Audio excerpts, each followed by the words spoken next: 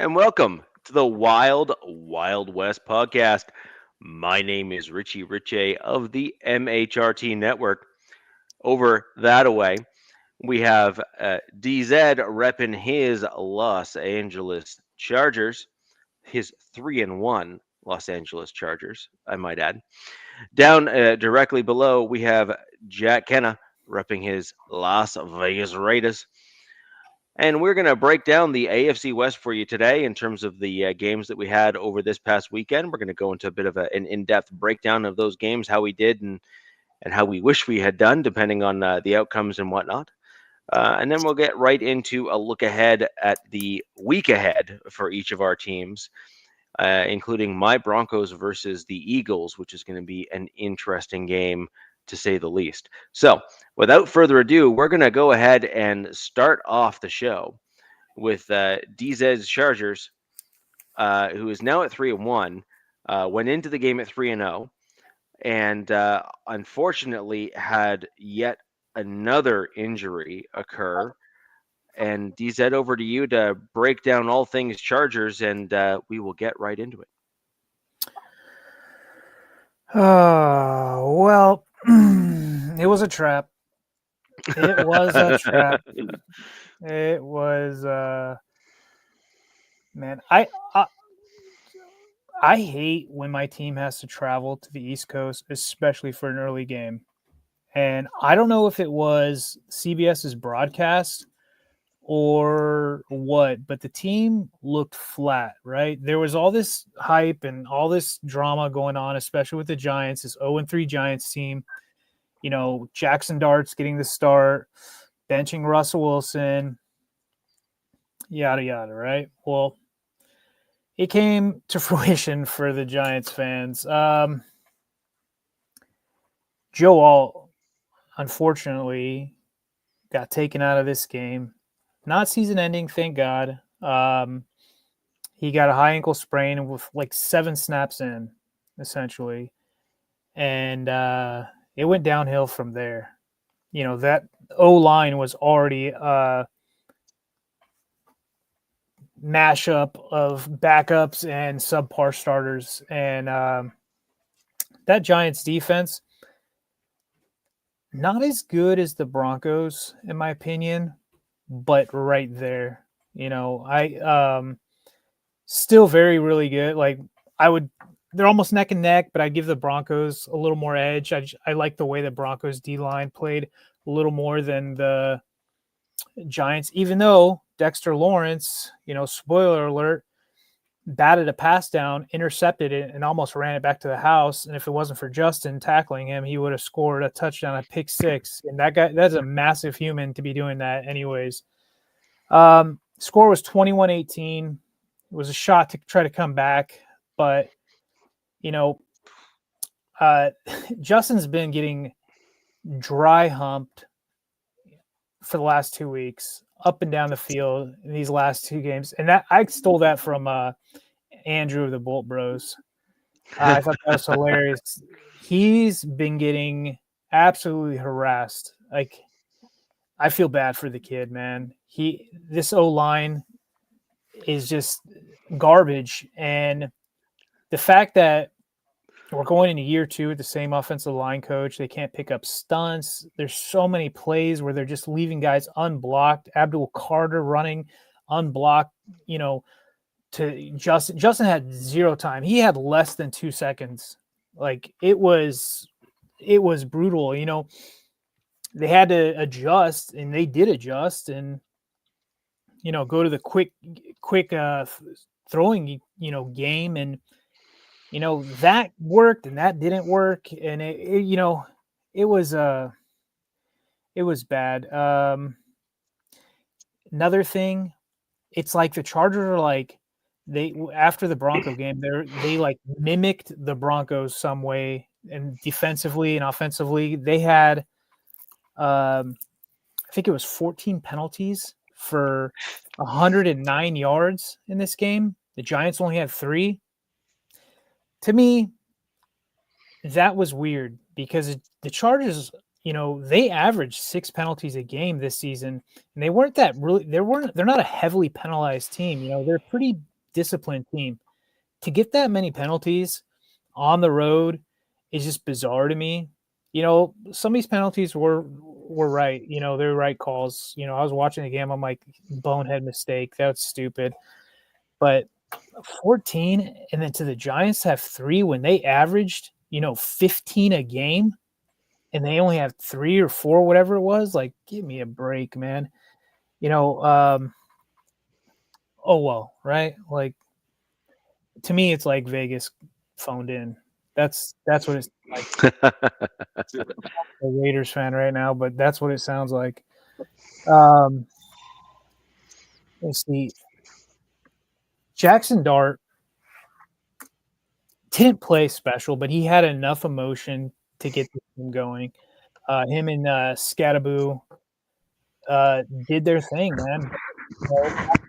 Defense there, I give them all the credit for this defense, but this was a game kind of like the sentiments from the Broncos fans against the Chargers was this is a game that we lost. They didn't really win, but I'm not going to be that petty. I'm just going to say, look, hats off, especially to that defense, taking advantage of where they needed to get the W, to get in that win column.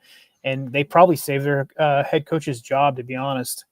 I think Jackson Dart had 111 passing yards. So, and he, think about that. We had like 109 yards in penalties. He had 111 passing yards. Like, he did run. He did have 54 yards and a touchdown, which really annoyed me. That's where I thought that the team kind of looked flat. And, there was no film on him, right? But there's college tape on this guy. So it's like, that this is what he's going to do. And it was piss poor, man. It just snowballed. You know what I mean? And this loss, unfortunately, overshadowed some of the good that came out of this, with some of the players. Thule, one of our edge guys, 10 tackles, 5 tackles for loss, 5 QB hits, and not 1, not 2, not 3, but 4 sacks. I mean, he could have been AFC Player of the Week, but we didn't win. Another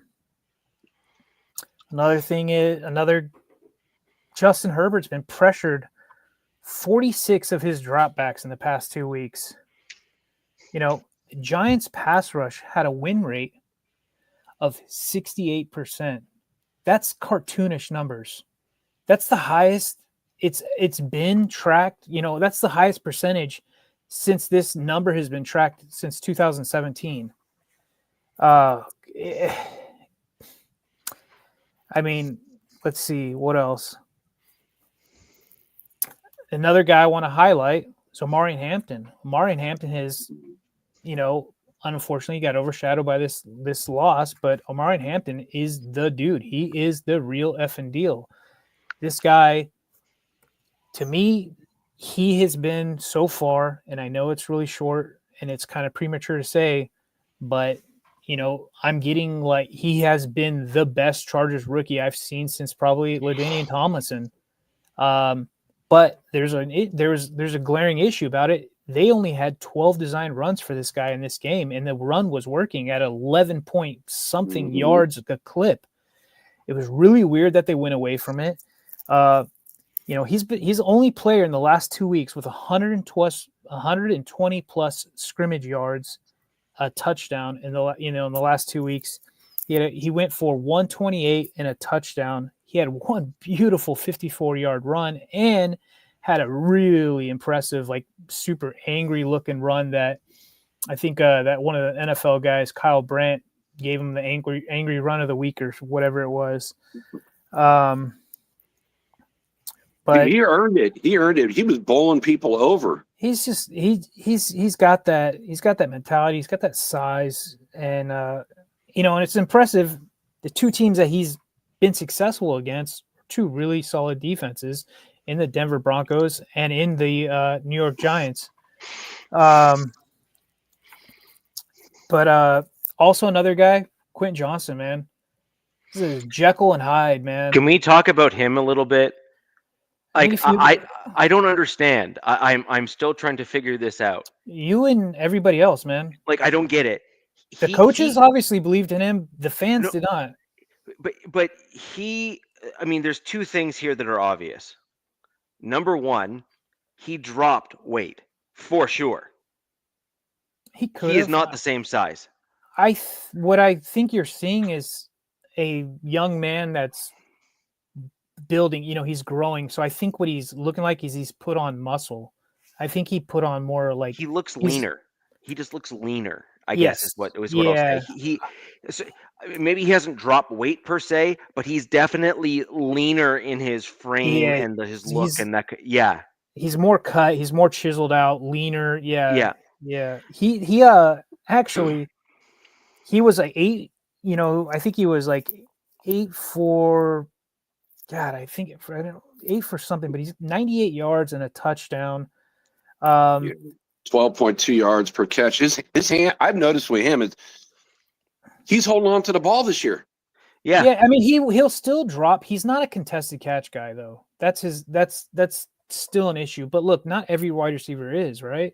But the thing that got me going about him is that he's having, massive success against man coverage, which is relatively supposed to be harder for wide receivers. I think he has 3 touchdowns in man coverage. It's pretty impressive. He's taken advantage of some blown plays and things like that, but he's been a highlight. People going in this season were like, if you guys harken back to me, a month and a half ago talking about rookies, people were like KLS.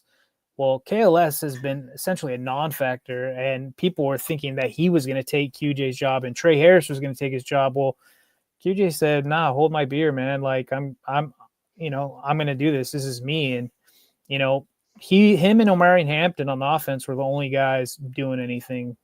So, hats off to him too. Like, you have to give at this point credit where credit's due. Yeah, it's simple as that.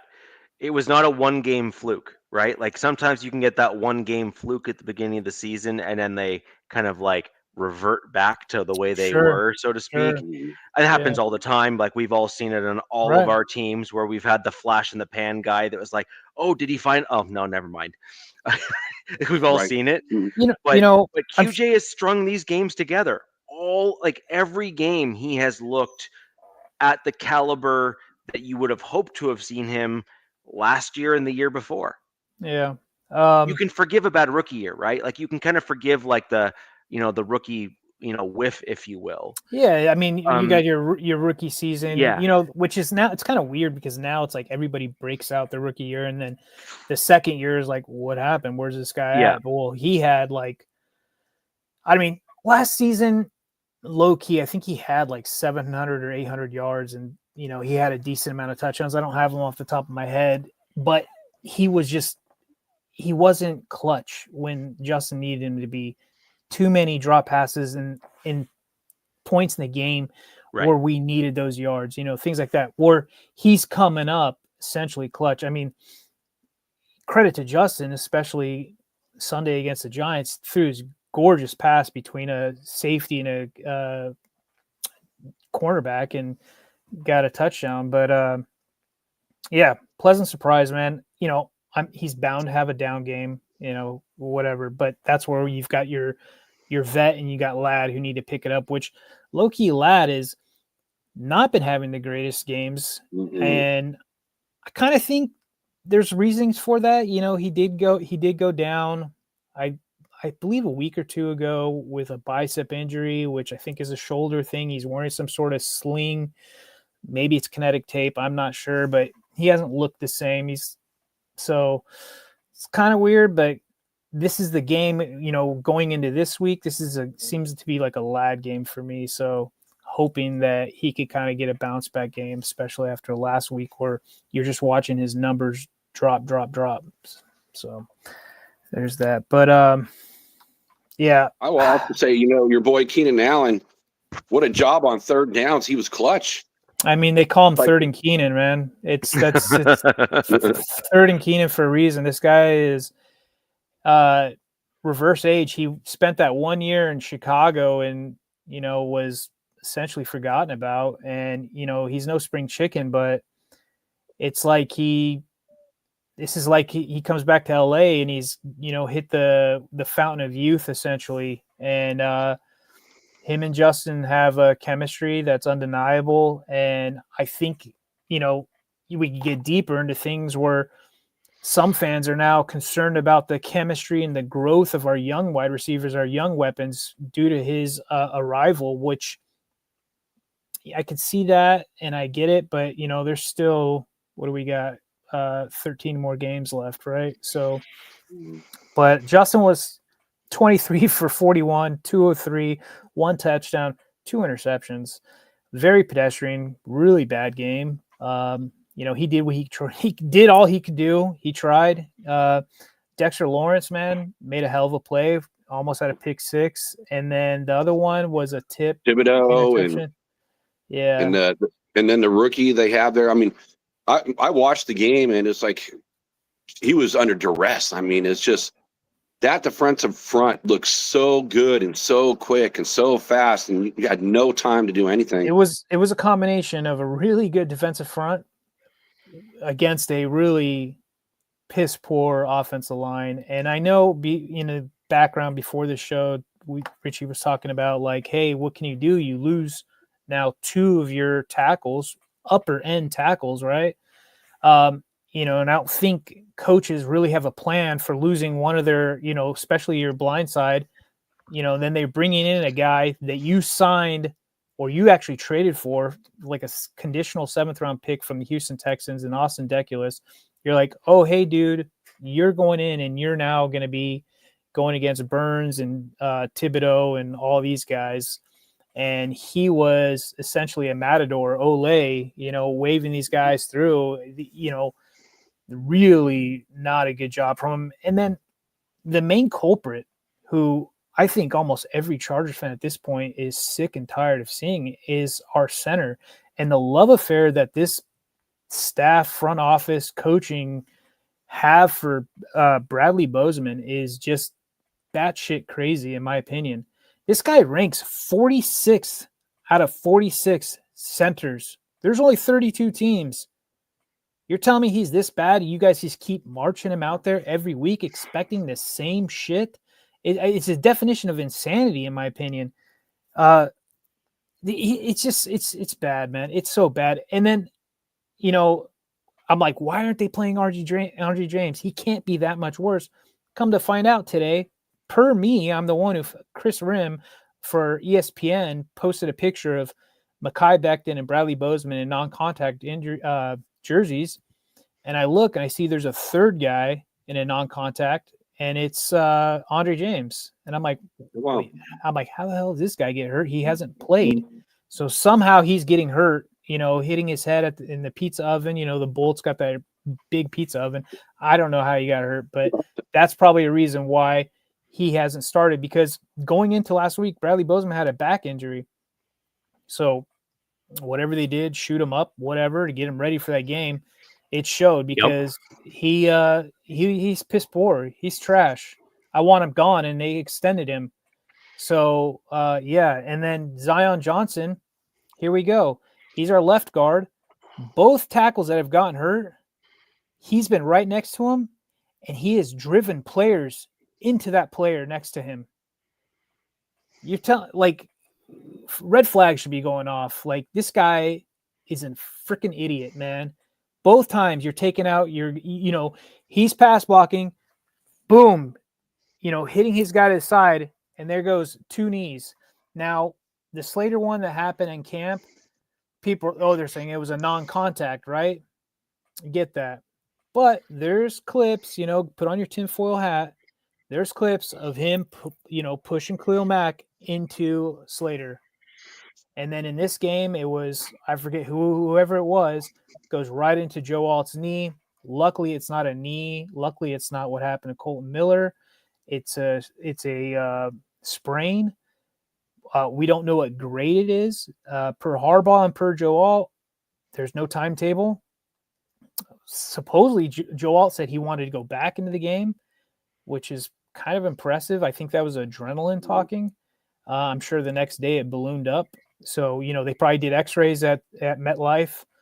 Oh God, don't get me started on MetLife, dude. What a criminal thing NFL ownership does to the sport we love by making our players play on effing turf. SoFi, MetLife, just absolute dog shit trash, in my opinion, that they play on concrete and plastic instead of playing on the actual real grass. Guess what, though? When any of these soccer clubs come over from Europe and they come play in these, guess what they do? They put in grass for them. They don't have them play on this stuff, but football players who, in my opinion, are, it's physical, hitting harder, jumping in the air and doing all that stuff. It's okay. Go ahead and play on concrete. Go play on some pulverized rubber. It's cool. But it doesn't make sense too, because we're in California. The weather's great. It's not like it's going to freeze over like you're in Minnesota or something, where greedy ownership, greedy, filthy ownership. That this is the cost for it. And luckily, we have some owners out there who still give a damn or still have the money to take care of the grass. Go ahead, Rich. No, I was saying my ownership has the turf on a multi-time a year replacement cycle. Yeah. And it's they announce it like this isn't a hidden thing. They literally announce it that they are replacing the turf on a set cycle for the benefit of player safety. Yeah. Like that. I mean, that's their messaging. Like, look what else happened. Look what else happened in that game at MetLife. Giants are happy they got the dub, but that came at a cost for them as well, because Malik Neighbors is done for the season. MCL, ACL tear. You know what I mean? And it just so happens to be on that field, which I knew something was going to happen. I knew it, but guess what? It just seems like every game we've been sacrificing a starter. And I think so far, other than Najee, none of them are season ending. Unfortunately for Najee, that one still hurts because he was just getting going. But with the emergence of Omari and Hampton, I feel a little better. But at the same time, as we were getting into this game, only 12 runs. It's just that was a little weird to me and to the to the Charger fan base. Is why didn't we lean on the run a little more? And right. The only thing we can think of, obvious though, it was so successful the whole game, and Herbert's under pressure.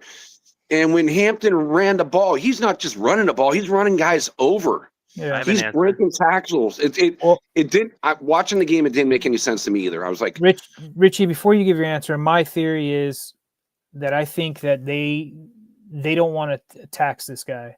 Now they're like, okay, we've got this amount of games left. This guy, has a lot of miles in him from college, and they want to probably just have a set amount. Now we'll see going forward, but they're not getting any production from the guys behind him, and Hassan Haskins and Kamani Vidal, who they brought up for this game. They didn't even use them. No. So the issue, I think, in my opinion, is my answer was effectively what you just said, but I kind of have like reasons like behind that as a blanket kind of high level statement. One, you have a young player that is not used to the NFL turf and NFL schedule and is not going to be used to the physicality of the game at the NFL level to the extent that he is dealing with it now. As good as he was in college, don't get me wrong, he was very good in college, Omari Hampton. He is not used to getting a 300-pound, 330-pound D tackle or nose tackle, being able to run him down and actually catch him, like truly catch him. Like this is like foreign to a dude that's as good as Hampton was in college. He's used to getting kind of like the multi-tackle 200 and some odd pound linebacker. The guys that typically were able to tackle him in college had a 2 in front of their weight, not a 3. Right. and so that's a huge difference and a huge delta that he's not used to. The other thing is, tying off of that, running backs plant their foot quite aggressively in order to get that first burst or that burst through the line of scrimmage in order to get downfield and get up to speed quickly. that puts quite a bit of extra pressure on the soft tissue in the knee, as well as the Achilles and some of the other soft tissue that's in the lower part of the ankle and the foot. Now, on the surface, like you said, if it was grass, not as big of a deal, right? But you're playing on turf. You said like rubber and concrete, right? You're not wrong. That's literally what's underneath these guys' I feet. mean, actually, I've installed sports fields. Yeah. Mind you, this was 2 decades ago, but Yeah. they haven't changed much. I mean, No. they've got new technology, but that's about it. No, the only technology they have really that's majorly changed, I mean, I guess there's some additional modest changes that they've made, is there's a layer of rubber that's underneath the new turf now.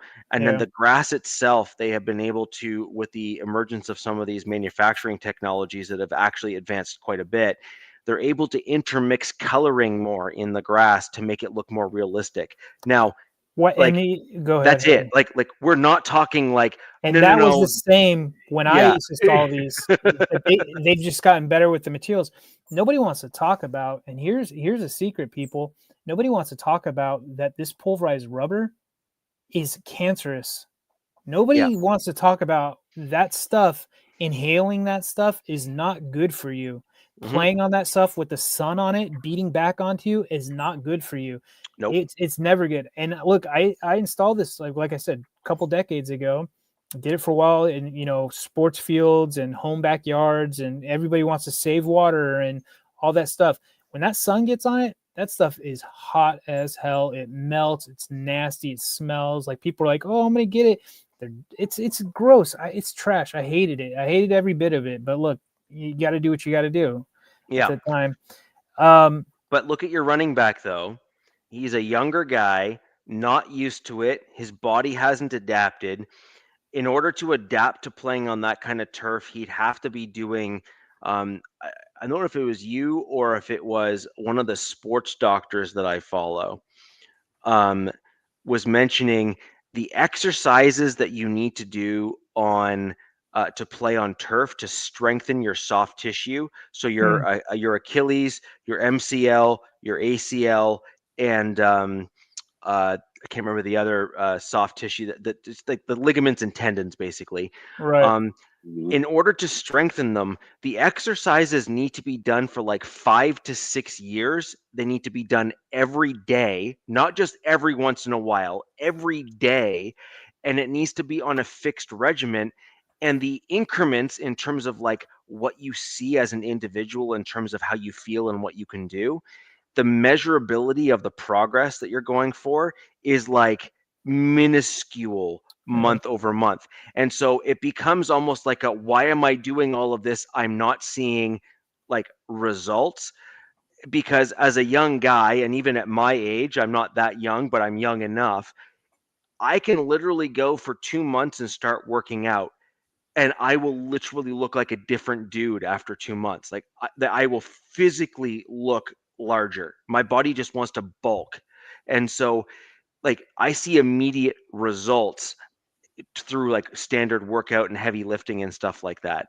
But you don't get those immediate feedback loops and those immediate feedback results from those soft tissue exercises. Small People muscles, stop. smaller muscle. Well, yeah, groupings. exactly. Yeah, exactly. Yeah. I mean, other than hamstrings and quads, which really seem to plague guys Yes. right now. Like, you used to think, oh, hamstring or quad, like no big deal. But Oh no. yeah, no. Yeah, Now it's like no. those are huge deals. Those are keeping guys out for quite a stint now. Career ending in some cases too. Could be, Career yeah. ending in some cases too. Yeah. I'm curious, DZ, since you follow the Chargers, have you heard anything about, like, again, sharing the same stadium with the Rams? Are they having the same kind of injury bugs, or? I mean, look, the Rams have always had injuries. They're a really good team, really well-run team, within that front office, coaching and stuff like that. And they've been that way longer than the Chargers have been. I'm not sure about. I haven't kept up with the Rams. No offense to anybody, I can't stand the Rams, but it's near or there. But I do know that I also joke is something with the water in California. Like, you look at all the teams in California, they all are plagued with injuries. It seems like every year. Look at the Niners. Every Estrogen. year There's got to be they're turning the frogs gay. But anyways, I didn't say that. Look, we got awesome. So going into this week, because the O lines have been a hot mess. I think other than I looked at the practice report going this week. There was a lot of guys getting some rest, which is good. Becton, who had the concussion against the Broncos, which in one of my chats, a guy showed every clip in all 22, and we could not find where he got concussed. Not once. Nobody was close to his head, not one play. We don't know how or why he got concussed. And so either he might have needed a vacation. I'm not sure. He went with Andre James to the pizza machine. And I don't know if you guys have seen, it's joking. The Chargers at the Bolt facility where they practice, they have a custom giant football tile shape pizza oven. And it's just a joke, like, oh, somebody went there and banged their head into it or got hurt over there. Since he's not on IR, he's a DNP. We'll see how long that goes. It's so funny. He bought the O-line 5 guys today, and everybody's like, why? You guys are trying to get your quarterback killed. Like, why are you celebrating these guys? Whatever. They're like a brotherhood, I guess. Fat boy club. Disley, another guy who was in the last week's game, one of our main blocking tight ends. He was a limited guy. Darius Davis, our special teams look like crap, man. We had our quote-unquote best cornerback returning punts or whatever it is, which was disgusting to watch because it didn't look good and it's scary.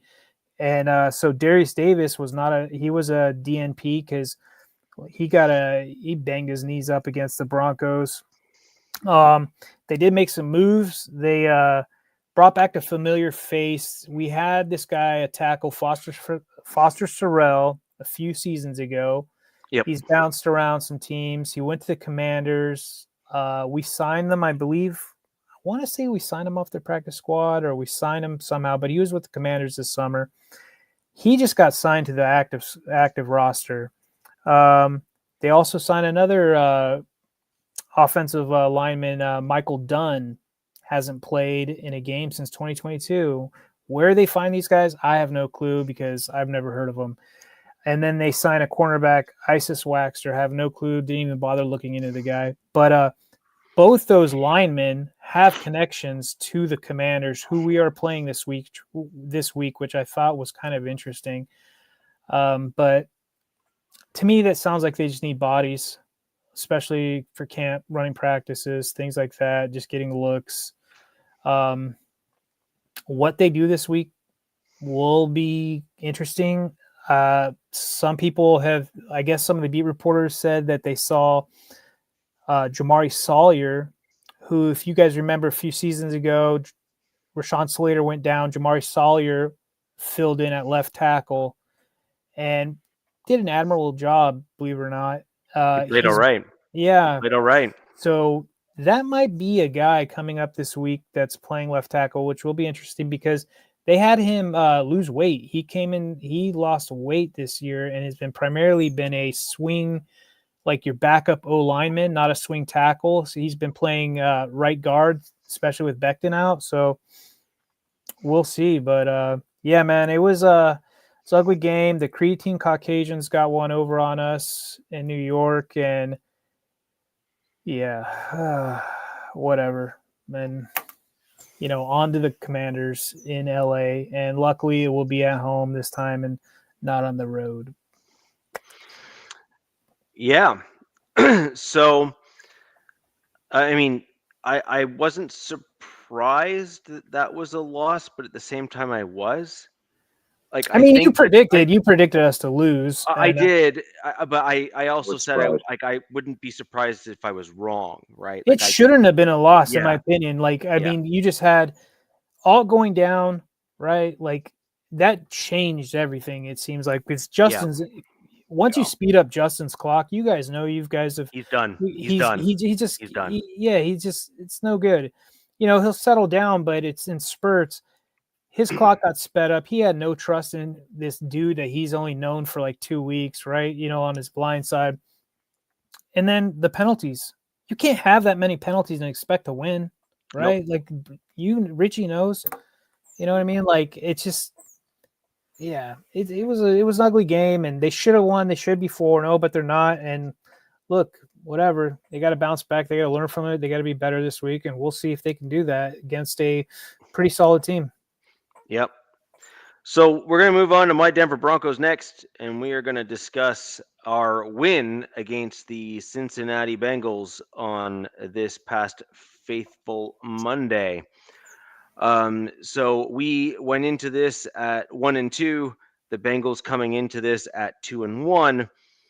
And my Denver Broncos came out with a rather convincing victory with a 28-3 win over the Bengals.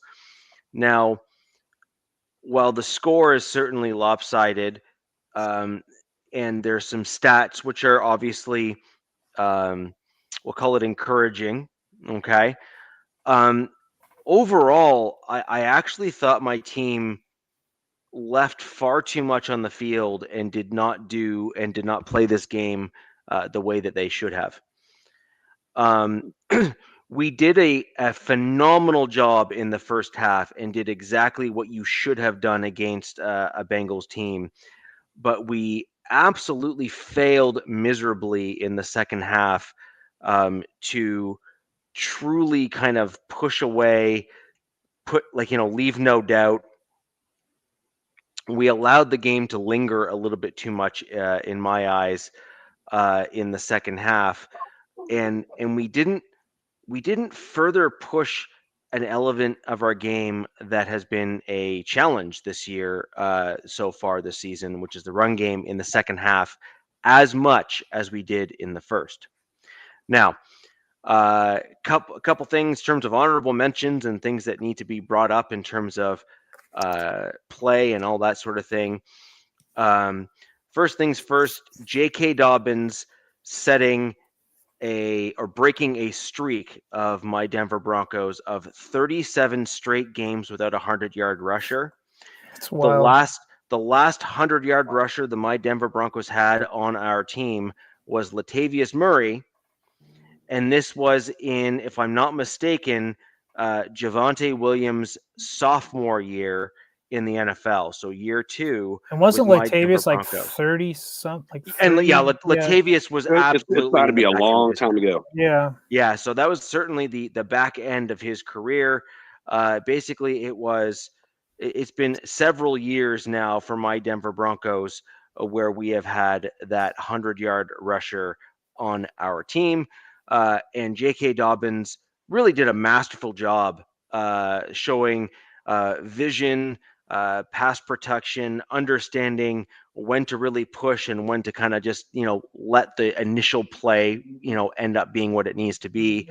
Ended up rushing for 16 carries, 101 yards for an average of 6.3 yards a carry.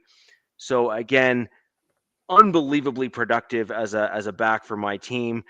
And my coach actually limited him in the second half and only gave him just enough carries to get him over the 100 yards. Well, and then said, simmer. That's incredibly smart. I mean, yeah. So, I mean, you're playing with fire with JK, in my opinion. The challenge we have with JK is that he is shown to be an incredible asset to the team, and when healthy, a phenomenal running back, like really an absolutely phenomenal running back. The caveat and catch is when healthy. Yeah. Right. So, anywho, wanted to simply bring that up. He said, "Stop running the salt in my wound for losing him." Yeah. No, I mean, we've got fans now like, we should have never got rid of him. I'm like, bro, hindsight is 2020. Like, give me a break. Like, grow up here. I want to give Bo Nix a little bit of credit here. Generally speaking, not necessarily overall, but just as a general note. He struggled in the second half, which really has impacted my. I'm kind of going 3/4 of the way there because he deserves absolute credit where credit's due. Sure. But then you kind of need to pull back a little bit as well because he actually struggled a fair amount in the second half. So second half, he didn't have as good of a game as the first half of the game there. Bo Nix put out a very balanced offense, and as a result, killed it in the passing game overall and did very well. He finished the game with 326. That's 326 passing yards for 29 of 42. So 29 completions to 42 attempts. It's the delta between basically attempts and completions that I'm concerned with, because the second half he had fewer completions than he did attempts. And then 2 touchdowns and an absolute horrendous interception that had no business being thrown, and that is on Bo. Now, I have some defense of Bo Nix in this game for my Broncos fans, and we really need to be balanced in how we critique a young quarterback whom I have in fact been critical of. Clearly, like that should come as a surprise to nobody. However, there is 2 catches or 2 throws in this game that were actually not on Bo Nix, but a lot of folks in Broncos country have actually laid the blame at the feet of Bo Nix. The biggest and most egregious one that fans like to try to put at the feet of Bo Nix is the wide open would-be touchdown pass to Troy Franklin in the middle of the field.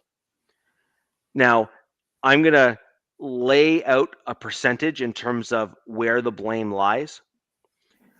That ball was thrown directly through the hands of Troy Franklin, as in, as Franklin was turning or kind of lowering his arms. It literally went right between his 2 hands like this.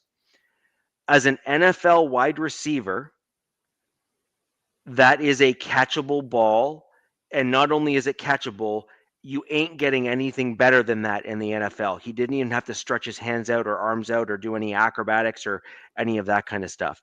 The only thing that he needed to do was turn around, and the ball was literally right between his hands. So I'm going to place the blame as an 80-20. As a wide receiver with the ball going through your hands, that is 80% on you and 20% on the quarterback.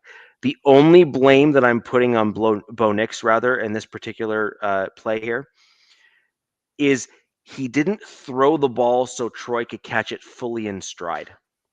It was slightly behind Troy, and as a result, Troy had to turn around to catch it. Now, it was a very catchable ball, which is why I put the vast majority of the blame on Troy. But Bo Nix could have and should have thrown it just with a little bit more to it so that Troy was in stride. So that is the biggest and most egregious play that most of Broncos country is kind of pointing at Bo Nix and saying, how dare you do the thing? I encourage you to go rewatch that film and rewatch that tape, and you will quickly learn that and see the replay that went right through Troy Franklin's hands. That's on the wide receiver, not the quarterback. And I will say with Bo is he has the luxury to do what he's doing through 4 weeks. And I think that has to do with your guys' defense. That has to do with the emergence of your running game, especially this last week. I mean, let's face it, you guys had that Bengals team was the fakest 2-1 team in the league. You know what I mean? Like, I agree. And compared to where Bo was at last year, he's statistically not there where he was at last year. And I mean, we know how he started the season off. It wasn't great. No. But he's got a great O-line. I know you don't like Wattenberger, but he's got a great O-line. You've got 2 really good studs on that line. The emergence of the running game and that defense. So you guys can afford to not have stellar games from Bo and let him kind of get on, go with his own pace, and kind of we'll get into that. But heading into this week, that will be interesting, especially against the Eagles team. I mean, you just look at the numbers. I mean, you're talking 512 yards to 159. I mean, that defense keeping a team to 159 total yards. It's unbelievable. And getting 512 yards yourself. I mean, you don't even have to say a score. You just say that. You just know it's a walloping. Sure. I mean, there's a bunch, like I said, there's a bunch to like. Now, one more thing that I really liked in this game, and again, This is a player that my fellow fans within the Broncos fan base have been slogging on the entire season. Perhaps not now, but they certainly were. Alex Singleton. I was going to say. Yep. Now, let's just go ahead and talk about Alex Singleton, all these Broncos fans that wanted to absolutely slander him for the bulk of the season. Now, Alex Singleton has Justin Strnad beside him. Now, let's just compare the stats in just this win against the Bengals and compare linebackers A and B. We have one linebacker with 11 total tackles, 6 of them solo, right? And a single QB hit. Okay? That is inside linebacker number 1.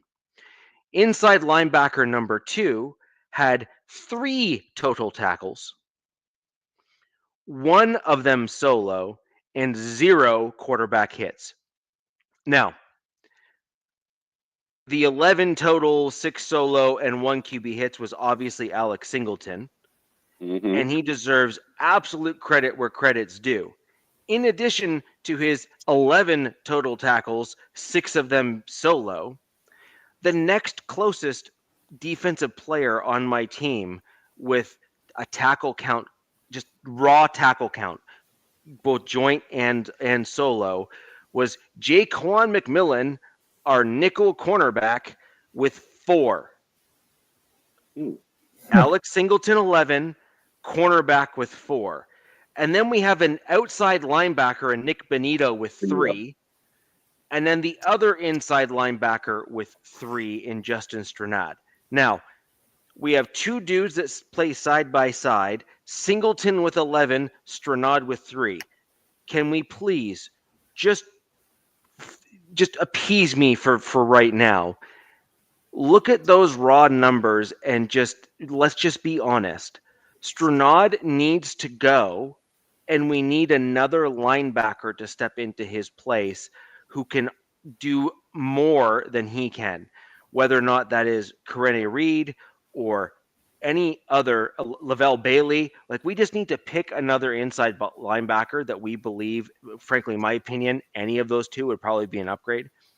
We need another inside linebacker that has a larger upside than Justin Strnad. We already know what Strnad is for us. He's a special teams guy, not to knock it, but that's literally what his role really ought to be on the team. And he has little flashes when he starts, but eventually, he looks like dog water. And we are now at that point of the season. So guess what, guys? You got the flash in the pan. DZ, like we were talking about some of the guys, some dudes have like the flashes in the pan.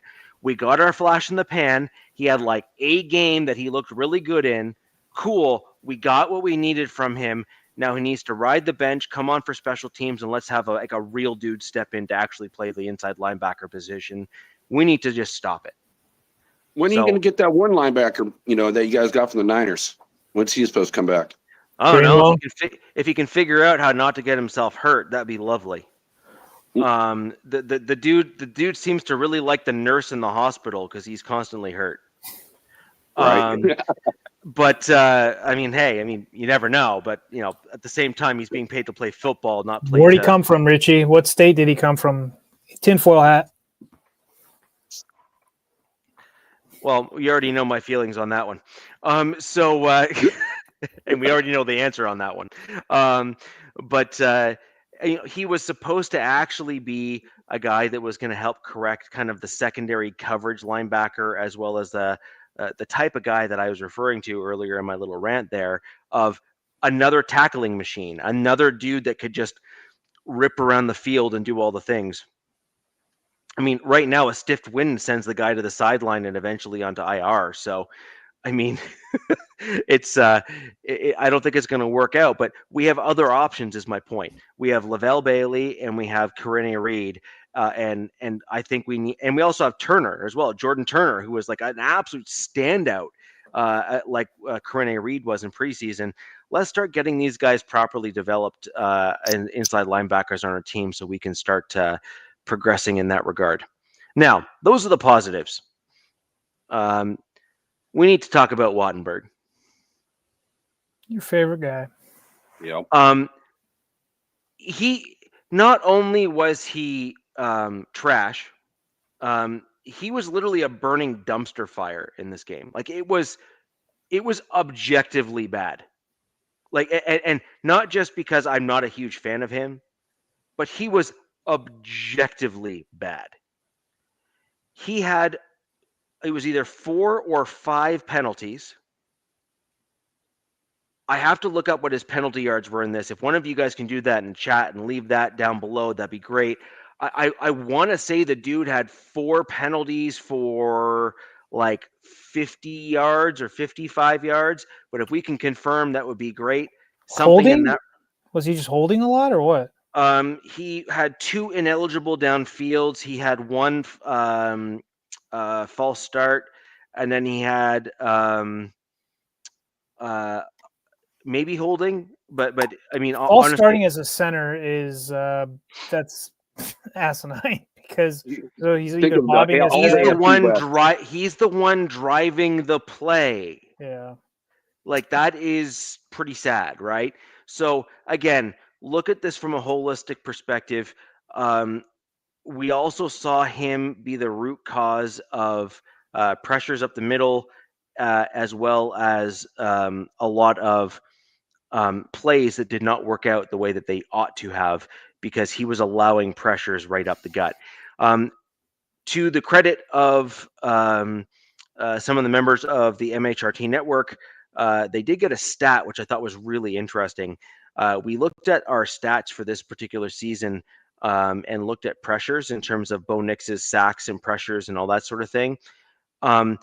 Wattenberg was found to be like the root cause of those pressures and sacks, something like 80% of the time. Wow. Well, you're giving me I'm getting like premonitions going into this week's game essentially. Yeah. And it seems like we all have a similar issue with our centers except for Kansas City. So like at this point here, my point is this. You can't do worse. You can't. It's not possible. Bradley Bozeman says, "Hold my beer, man." Well, I mean, look, these guys train together in the off season. We need I don't know. I don't know. I think Meredith joined your club too. To the benefit of my Broncos, Bozeman is already signed to a different team within the division, which will hopefully save us from falling to the fate of actually being able to get worse. Now, good point. Okay. Good point. Yeah. Okay. So, but the point here is this. Look, just absolutely even keel objectively at the situation here.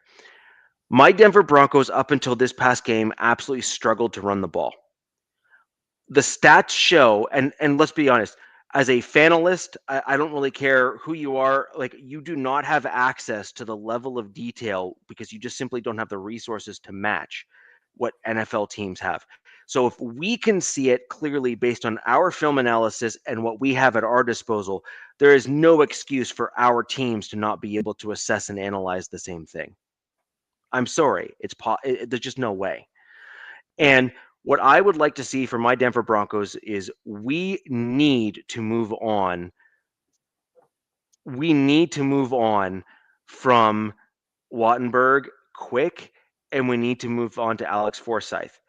I would like to see the Broncos do what we did in the first half of the Bengals game here. So is Forsyth the guy that's got the in the back, like he's got the reins to take over eventually, or yeah. So Forsyth was actually Bo Nix's former center from Oregon.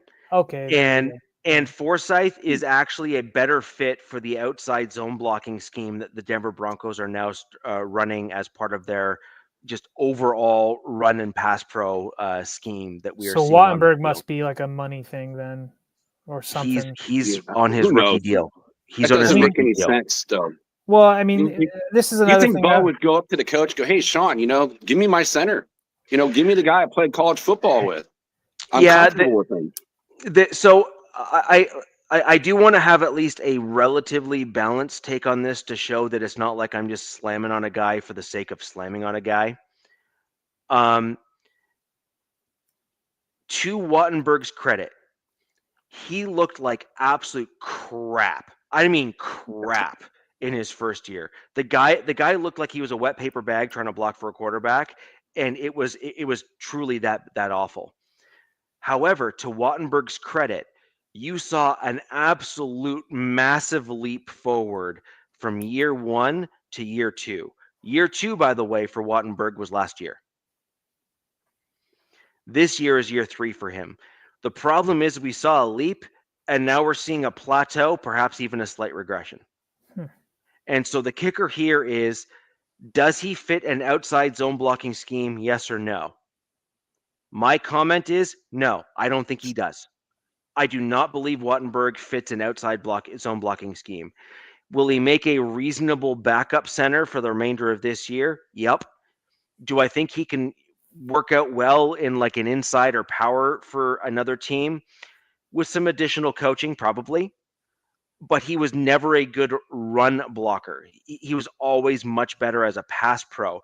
So, like, as an example, he would be better suited actually for like the Bengals roster because of how much they pass the ball. Like the Bengals are a 60% pass team, for example. Wattenberg, like that's his strength, is pass protection. So I mean, spelling errors in this aside. Broncos fan for life. You're absolutely correct. I would argue he benefits more from being alongside Miners than he does Powers. Powers, however, to his credit, in the last 2 games has corrected a lot of the nonsense that he was putting on film and on field the first 2 games of the season. Powers in preseason looked like he was potentially going to get cut, in my opinion. He did not look good. And then we saw him now over the first 2 games continue to struggle, the first 2. So that would be the Colts being the second of those 2 first games. He looked like crap. And now game 3 against the Chargers and then game 4 now against the Bengals, Powers really did actually improve. And he started to kind of look like a serviceable guard. Good for him. Miners, on the other hand, had 1 bad game at the very first game of the season. He was bad. Like he was bad. And every game thereafter has continued to go on like almost like a vertical incline in terms of play and improvement. But you are right. I actually do believe, and I do somewhat agree with you for the most part, is that a lot of his poor play is being further masked by the very good play of Miners and better play of Powers. Imagine what those guys would look like if they didn't have a dude that played like crap between them. Mm-hmm. Right? We were talking about your guy there that got both of your tackles hurt there, DZ, on your roster. Zion Johnson. Wattenberg hasn't gotten anyone hurt, but he's also not done us any favors on the field in terms of play and everything else. So what I would like to see from my Denver Broncos, I think we need to move on from Wattenberg at the center position. We need to put Alex Forsyth in, if but for nothing else, to try to motivate Wattenberg to do better and to give Forsyth an opportunity to show that he deserves to be given the opportunity going forward and to prove it. So it's like you're essentially, quote unquote, fingers crossed for a minor injury for Wattenberg, because that's probably the only way Forsyth's going to come up. A hangnail would not be a bad thing. I'd be okay to wish that on someone. Anything more than that, that's just not who I am. Yeah. It just makes me wonder when, again, what you said, Richie, we can all see it as being casual fans, but the coaching staff, and I have issues with my own coaching staff and playing certain people in certain positions. I brought up on previous shows. Same here. Why? It's like, if you see it, I mean, what are we not seeing is what I want to, what's going on? Going on in the background. Something. There's something, Jack, that goes on, and it's baffling all of us as fans, dude. Right? I mean, you guys have, like, your O-line, why is JPJ and all this stuff? Why certain guys, like, it's stuff that doesn't make sense to us. And we've been watching football essentially the majority of our lives, and we're like, whoa, what's going on? Why are they playing certain guys? And yeah. It's like we talked about these coaches. These guys are all pretty much Hall of Fame coaches. And why? Come on, it seems really kind of simplistic, and it's obvious. It comes down to money. I think it comes down to contracts. I think there's a business side to this that we really don't dip our I think it's toes in. hubris. It could be that too. Nepotism. Who knows? I mean, it could be a bunch of things, but it's stuff in the background. You know, there's a reason now that the season's going that, you know, reporters only have, what is it, like a few minutes they get to watch practice and then they got to dip, right? Because Yep. you know, it's, you know, so there's stuff going on in the background that we're not seeing, and you know. But Well, hey, I want to give a shout see out to your guy Richie real quick, Garrett Bowles, man. I agree, and I never thought I'd be the one to say it, but holy crap! What a season, dude! The guy's 33. Holy crap! Like, good for him. Credit where credit's due. And again, I am not a huge Garrett Bowles fan. You know, I've kind of certainly dogged on him a little bit over the years here, but this season, to his credit, and by the way, this is the difference when you get put in a scheme that fits your skill set better. Yeah, that's true. Right? Now, look at what happened in the middle, by the way. Garrett Bowles played in an outside zone scheme like we are right now when Munchak was here.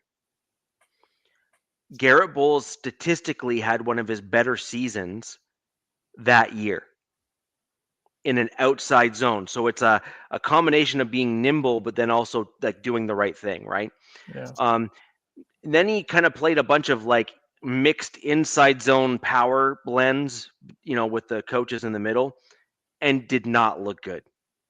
He struggled actually in those types of schemes.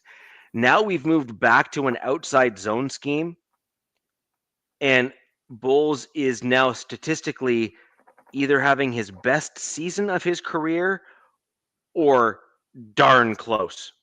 I mean, let's see, for the first month, 164 pass pro snaps.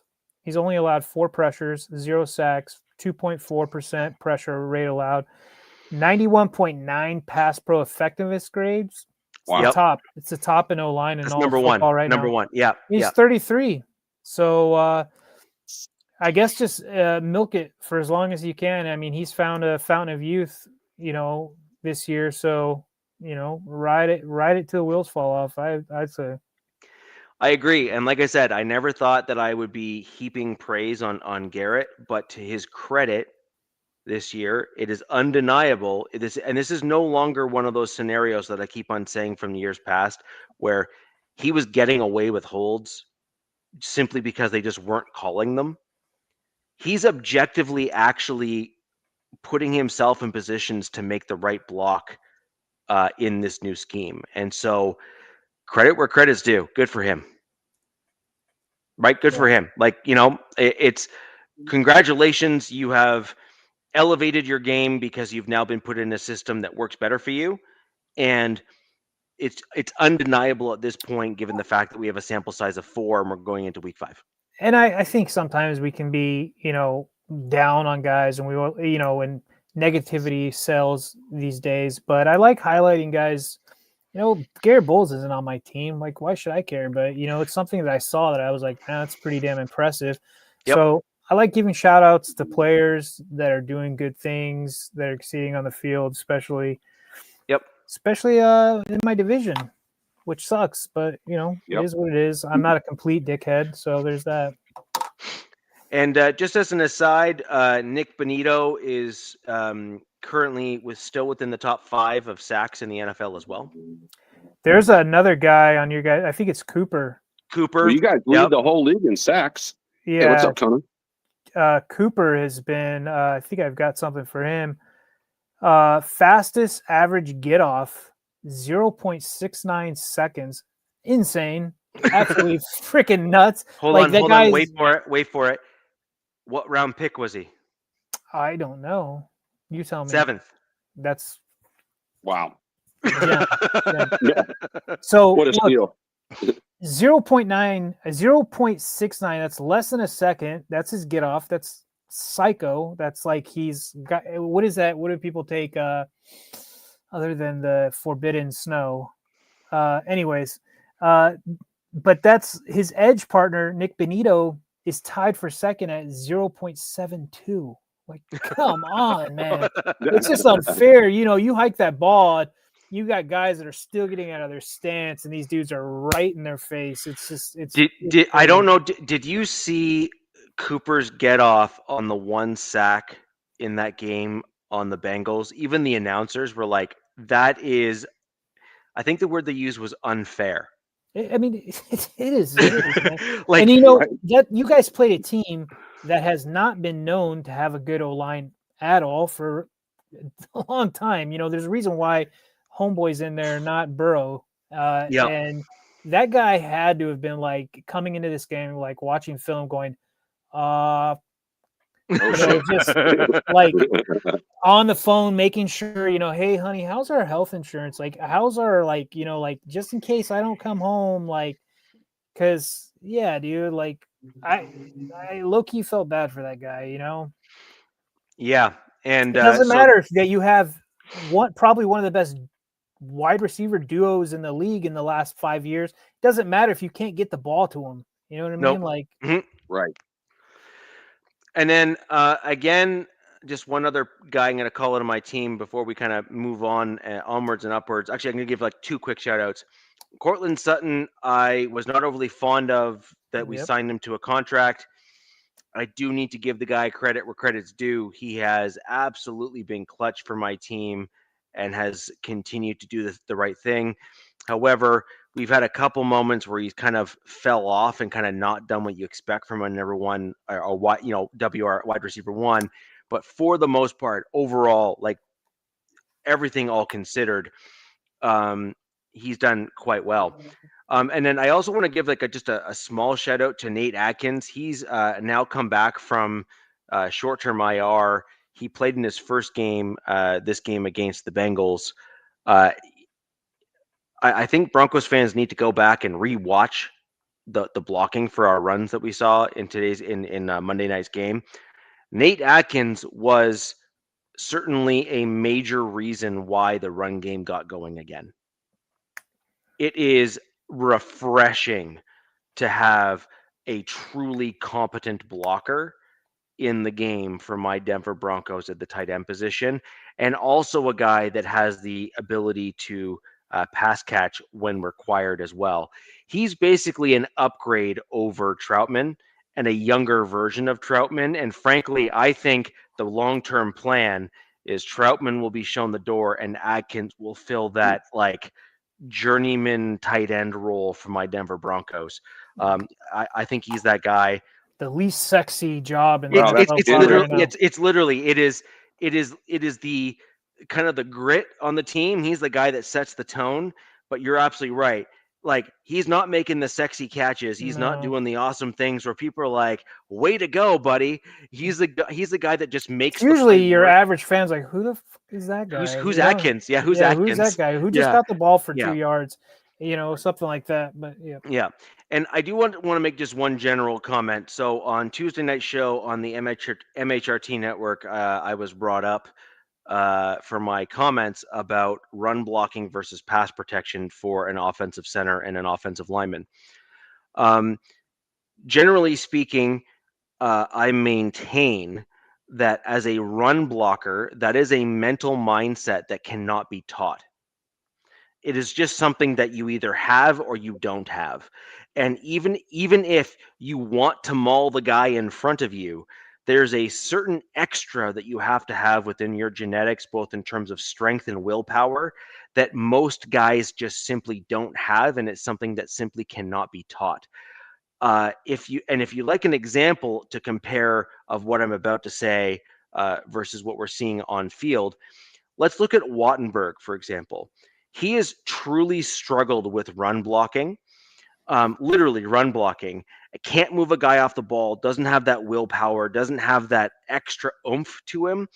And he has truly struggled in the run blocking for my Denver Broncos. Forsyth, on the other hand, has shown that he has the ability to step in, because Wattenberg did get hurt last year, and Forsyth did a much better job in the run game, but struggled mightily in the passing game. Now, you'd like to see kind of what I mean when I say I would much rather have a nasty run blocker because I believe pass protection can actually be taught. Pass protection is about your technique, and technique is something that can be taught so long as you have an offensive lineman that's willing to learn. I look no further than our Pro Bowler in Quinn Miners. I think he made the Pro Bowl. Quinn Miners, offensive guard for my team. Quinn Miners is an absolute animal and has won as a joint on my Denver Broncos, the angry runs guy, for some of his blocks for our running backs over the years. That type of aggressiveness is exactly what I am referring to. You cannot teach a player to play with that kind of aggression. They either have it or they don't. And to prove my point, Quinn Miners, as we know, as a Broncos fan, his pass pro was atrocious in his first year with our Denver Broncos. He was not very good. Every year thereafter, as he was taught technique by the offensive line coaches and worked on it, he made massive leaps forward to the point now where his run blocking and pass protection is actually on par with one another now. And that's why he got the extension that he did.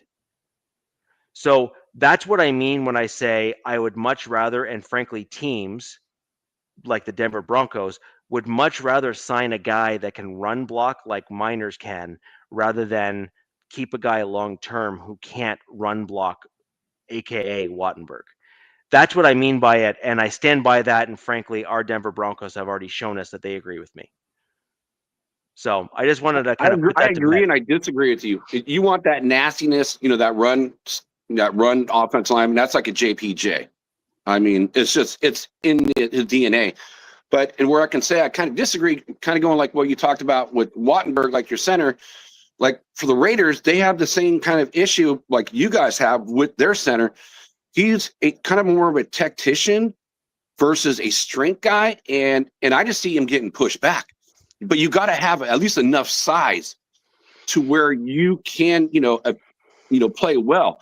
When you go against some big boys like, DZ's Ford or like, against Kansas City and Jones, you got you got big defensive tackles. They just get moved around.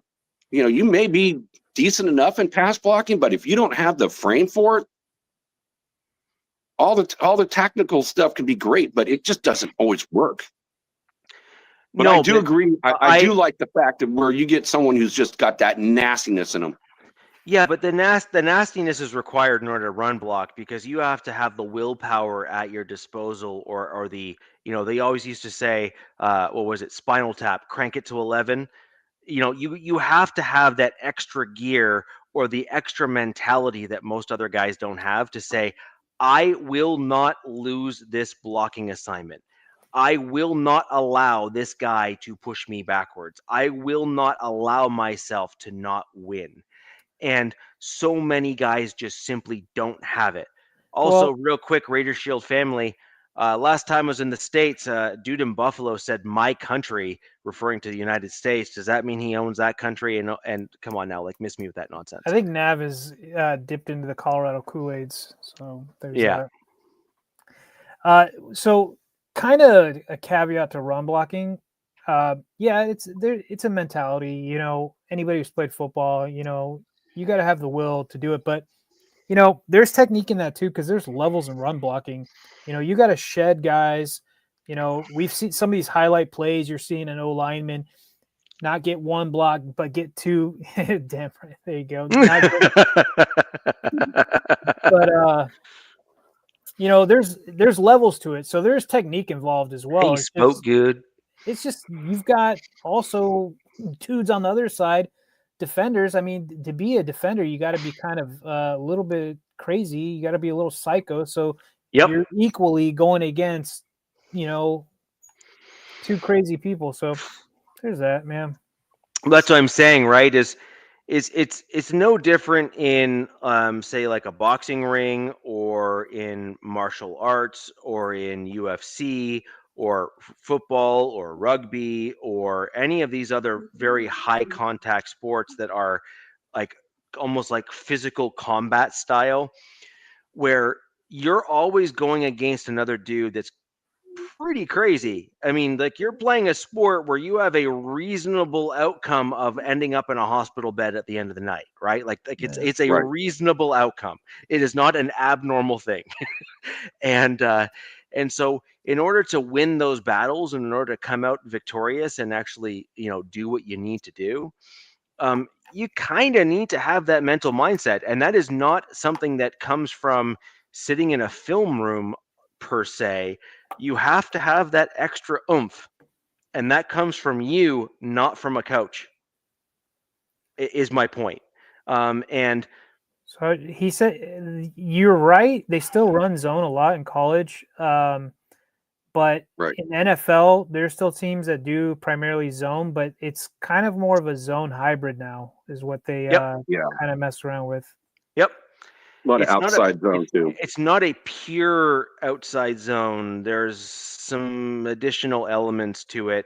I mean, this is but where Myron Hampton came from at UNC. They Yeah. ran only zone, so there was going to be an adjustment period for him running behind a different style of low line. Yeah. And Yeah, and like a true zone, the Broncos have a guy like Troutman and a guy like Adkins that are inline blockers that are often on the outsides alongside the tackles. And Raider Shield, in one of your previous comments, you mentioned kind of that chipping tight end style that often comes from outside zone. You are 100% correct. That is absolutely a hallmark of the outside zone scheme, where they chip the edge guy to kind of bump him backwards to then allow him to then get caught by the moving offensive lineman, including the right tackle.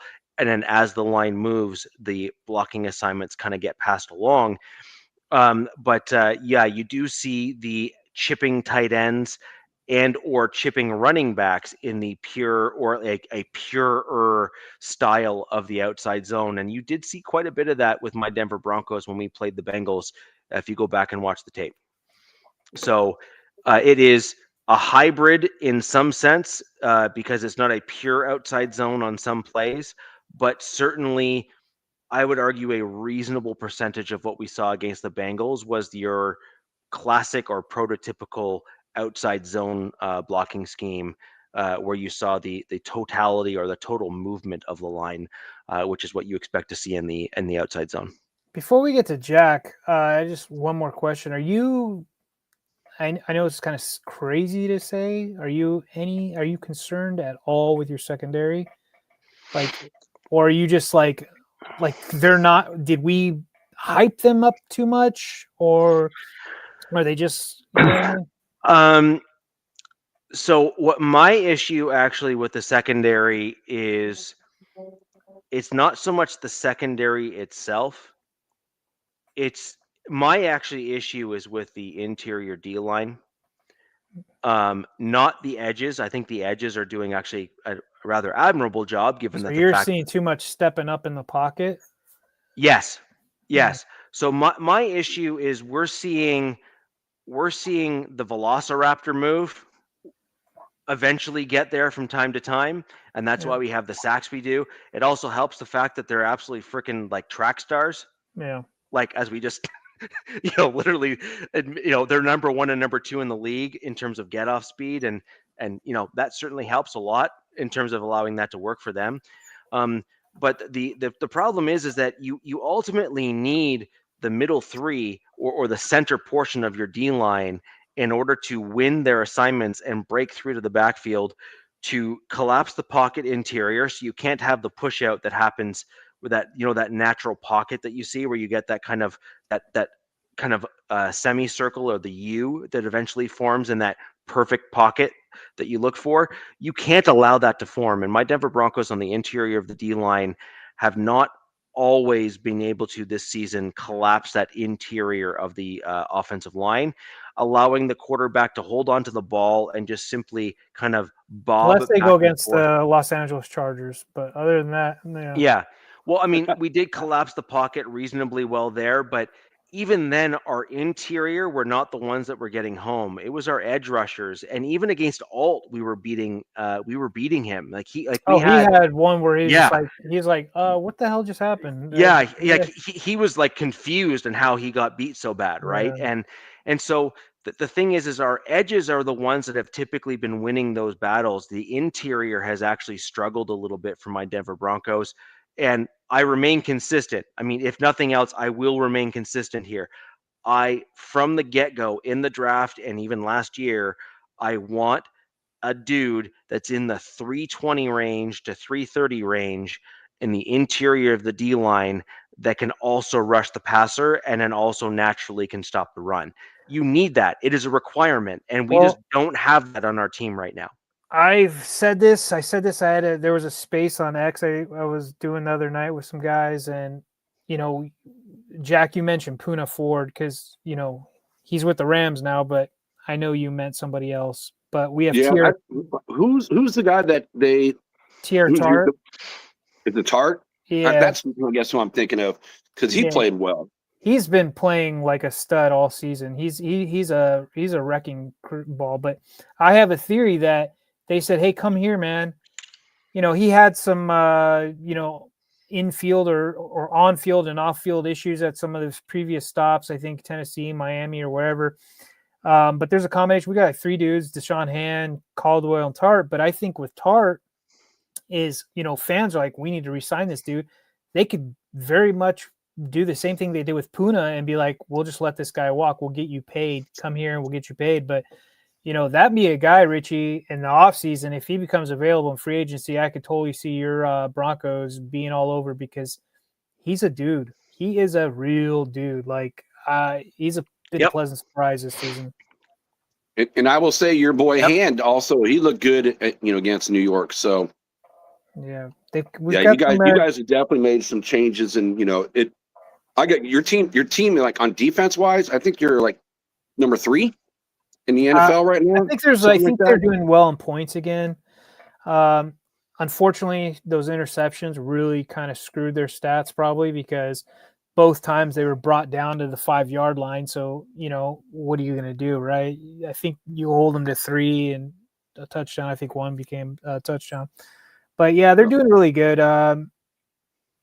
We're not going to rehash my game. We got to get into your game. So interceptions that's a big thing. So I always like to read this off. So want to salute everyone that's in the chat. We got Navman, we got Jack G, Tony V, Ed Winchell, Gerald Ross, Chewy, Bronco for Life, Andre Baker, Paul Schaefer, Kona, Cheers, brother, and Victory Lap and Clayton. So good to see all you guys out there.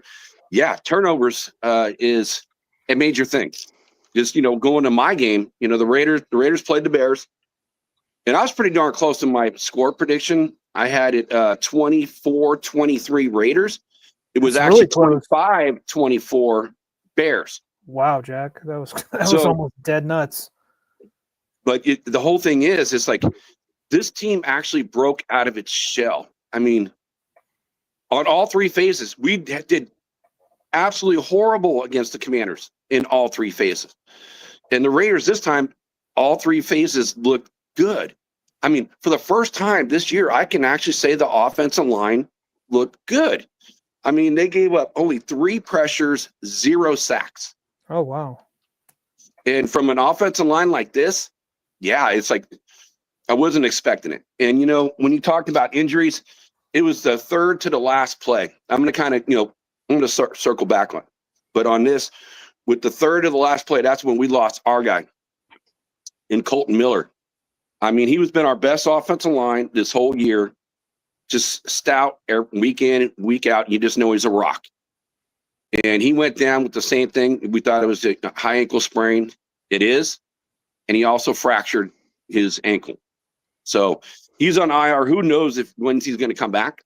It could be 6 weeks. It could be, who knows? It's a stress fracture. So I don't think that's season ending, to be honest with you, Jack. I think that might be due to size.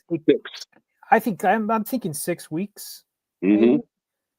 That's kind of what I'm thinking too. The stress fracture is not what you need to worry about. The stress fracture is they call it micro fractures. I've had 4 of them before. They are annoying, but they will heal fast. Raider Shield, you are correct. Yeah. It's the high ankle sprain that you actually need to be more concerned with? Sure, but so like with Yeah, the now high he's got 'em both. ankle, yeah. So with the high ankle sprain, there is a thing where you can do pain management with that, but the stress fracture, playing on it just gets even worse. So after a certain amount of time, but in 6 weeks, he should be back, taped up, ready to rock. Maybe some ibuprofen or something, I think. And what's interesting is that the guy who comes in, who Pete Carroll had before, his name is Forsythe too, Stone Forsythe. Looking at his numbers, is like there's a reason why he was on the couch, and why we pick him up. And so it's interesting. We pick him up. He goes in right after Miller gets hurt, and we're right at the end of the game. And what do? Genty's had a great game, which I'll talk more about. But we go right behind him, and we lose a yard. So now we got to kick a field goal. We're going for like a 54-yarder, and of course, the one play that happened where the special teams didn't do well. And you have a great kicker, and you have a really good kicker too. Yep. And it got blocked, and it got blocked not from the inside, from the outside, which is kind of interesting. Normally, the person who's on the right-hand side is Michael Mayers, but he was out with a concussion. So they brought in their defensive tackle, Lalu, to play that spot, and he just got blown up. I mean, it's like he didn't even move. It's just the guy was so fast, went right by him and got that block. So it's kind of interesting how, like, in the way of just quick little series, the Raiders, though, I mean, with this game, they had Geno Smith was the one reason the Raiders lost. You want to talk about, I thought we had Minshew, back, or Jimmy Garoppolo out there. I mean, by he had 4 or 3 INTs, 2 of them in the first half, 1 on the very first play in the third quarter, and the Raiders are winning. So that defense really stepped up its game. Someone needs to check his bank accounts.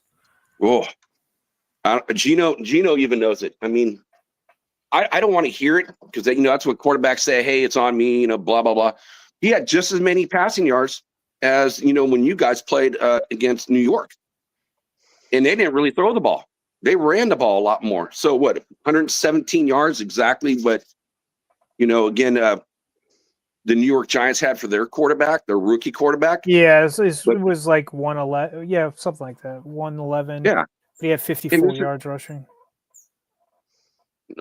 So it's like, looking what Geno did, it's like you had 0 pressures.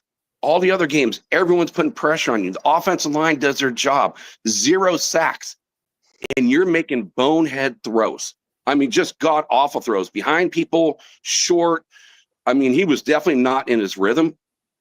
And I don't get it. So usually Geno, when in a dome, he plays really well. You look at the 2 games that he's had. I gotta open it up. Hold on, Nav. Jack, you lose me when you say Geno on the same planet as Minshew. Well, it's just the way. So this is where I'm going to say to that, Nav. The 2 games at home, which normally plays good in a dome, he's had 6 INTs and 2 home games. 6. You're not going to win many games when you're turning the ball over on that type of rate. So Nav, that's where I'm getting with the Jimmy G and the Minshew piece, was right there. Now, but again, with doing the flip on that, the defense, again, you're giving up that many turnovers. Max Crosby was absolutely, and the whole defense for that matter, was pretty much on fire. One of Max's best games I've ever seen him play. And he even got robbed of a sack too. So he had 5 tackles, 3 tackles for loss, 2 pass breakup, 2 QB hits, 1 forced fumble, and 1 INT. Damn. And he actually should have had a sack too, which I don't understand. If the quarterback gets hit behind the line of scrimmage, that should be a sack. The statisticians didn't give him that, because they said, "Oh, he fumbled the ball on his own. He fell on it." Well, I don't care. He falls on the ball. You get touched. 1 finger. You're behind the line of scrimmage. That should be a sack. So he didn't get credited for that. But the defense, I mean, they had, again, 0 pressure or 0 sacks, 3 pressures from the Raiders offensive line. The Raiders defensive front had 25 pressures. So 40% of the time, they were putting a pressure on Caleb Williams. So it's like you have to play outstanding in order to overcome 3 turnovers. And there was a 4th turnover, and that was on Aston Genty. So when he got towards the goal line, he fumbled the ball. You know, that was the one hiccup for him. But as a whole, finally, the offensive line did their job in pass protection and run blocking. Aston Genty, had 21 carries, 138 yards for a 6.6 average, 1 touchdown. Then to add on top of that, which is an amazing stat in itself, probably the rookie of the week in my mind. You add on there 2 more catches for 17 yards and 2 more touchdowns. So he had 3 touchdowns in that game. So it was the Aston Genty coming out party. It was like the thing that we've been looking for so this whole season from the Raiders is to get him rolling. And finally the offensive line did their job. So you would think, hey, you hearing all these stats.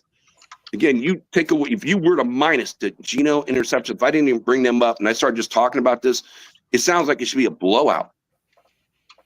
But because of the turnovers, it just kept the Bears right there. And with Genty doing what he did, the first time a rookie Raider player, the last person that did it was 1987 in the way of Bo Jackson. And he also joins a very few people that have done 3 touchdowns in one game, Bo, Marcus Allen, Raymond Chester. Wow. So great, players to be around in the way of that category. Jack, I will say I did notice something different about Genty this game. Do you know what I'm getting at? Are you talking about his stance? Yeah. Yeah, he did. He went back to his old college stance. Well, I think it's probably the running back coach or the OC was like, fine, just go back to how you did it because it's obviously it wasn't working how we had you. Mind you guys, he's only 5'8", right? So him probably standing tall probably gives him a better perception of what he's looking at, right? So, they let him go back or he said, screw it, I'm just going to stand the way I was. And you guys had success from it. So why not, man? Well, you're right. He is short. So it probably does help him scan the field. But I mean, it's only an inch or 2 anyways. So, I mean, I just can't imagine it. I just think he just said, F it. I mean, think about it. Put your hands on your knees, right? Kind of slouch over and then stand straight up. You're going right back up. But, they were I remember people were knocking him for standing straight up. And I'm like, why? I don't. It doesn't make sense to me. It doesn't either way, right? I agree with that. If he feels more natural with it, and if I can get this type of production out of him, stand straight up all you want, man. Do it. Like every time I panned over to your guys' game, it was like Genty doing something, making a play. It was as a football fan, not just a Chargers guy, it was pretty refreshing to see because it was like, Richie's, it was JK doing something, it was Genty, it was Hampton with my guy. I don't think the Chiefs have anything going for their running game, so whatever. What's up, Willie Wayne? Yeah. But I will say also, your guys' defense is really helping out, really become a strong suit in that game. I don't want to harp on Geno, because that's kind of it would be another dick move, right? But I mean, Geno's obviously not helping you guys. And I know that Nav did say, it takes time for them to jive together, but this, some of the stuff he's doing is just kind of like rookie dumpster fire stuff. Those interceptions, man, 3 of them, And what makes it even funnier is that 2 of the interceptions were exactly the same play and exactly the same outcome and exactly the same defensive player who intercepted them. Is it him or is it the receivers? Did you guys listen to any pressers? Were the routes off? Were they not? Were they supposed to be or was it him? That's what I want to know. It was Geno on this one. I give the blame to Geno on all of them. I mean, it did not look good. It looked bad. It wasn't like close. I mean, were they like I too can't bad where he's throwing it right to the guy or behind him on the ground? It's like he just did not look good at all. It's like I'm going back to the old quarterbacks, and it's like I did not expect Geno to play this way. It's like I think he wanted to be like, the New England game where he forced the ball and we actually got it in there. We'd squeak it in there one way or another. Yeah. But we saw that doesn't always work. Like when we played your team, again, that didn't work. So it's like take some of the underneath stuff, and we tried to do the same thing at Washington. And I think this game we actually had to go to the underneath passes, just for the simple fact that Geno couldn't throw anything deep. I mean, we talked to flash in the pan, like Trey Tucker last week had like 145 yards. Yeah. I don't think he even got a single catch, if I'm correct. Any given in this Sunday, game. it's as a person who plays fantasy football, it's infuriating when you go and rush to grab a guy like Trey Tucker and then you play him the next week and it's like all zeros. I think like with the Raiders with Geno, it's like he's your best option. He's just a guy that you're just gonna have to ride with all season. You know what I mean? Like, and just hold on let on him- that. Hold on that. So here's my question for that. This is a chicken and egg, cart and horse question. We Okay. found out that the chicken did come first, by the way. That just came. Interesting. Yeah, that just came Breaking out. news. Okay, cool. Awesome. Okay, fantastic. Well, I mean, I think depending on your worldview, that would actually align. So yes, I think that's a fair outlook on life. But I think you need to look at Geno Smith and maybe look at him through a slightly different lens. If you had an offensive line, Raider Shield, you are correct, sir. However, there will be many, perhaps on the other side of the R-word aisle that would disagree with you, and you've quite literally hit it there with your secondary comment. They said it has something to do with like some sort of proteins in the shells or something can only come from a chicken. Yada yada. Well, look, I mean, mathematically speaking, not to try to go down that road on this podcast, mathematically speaking, all roads do point in a direction of creation in some way, shape, or forms, even mathematically. So it is what it is. So anywho, as we move forward back to football, Jack, with regards to kind of what your comment was on Geno and kind of he's thrown picks and he's not doing as well as we wanted him to, and this, that, and the other.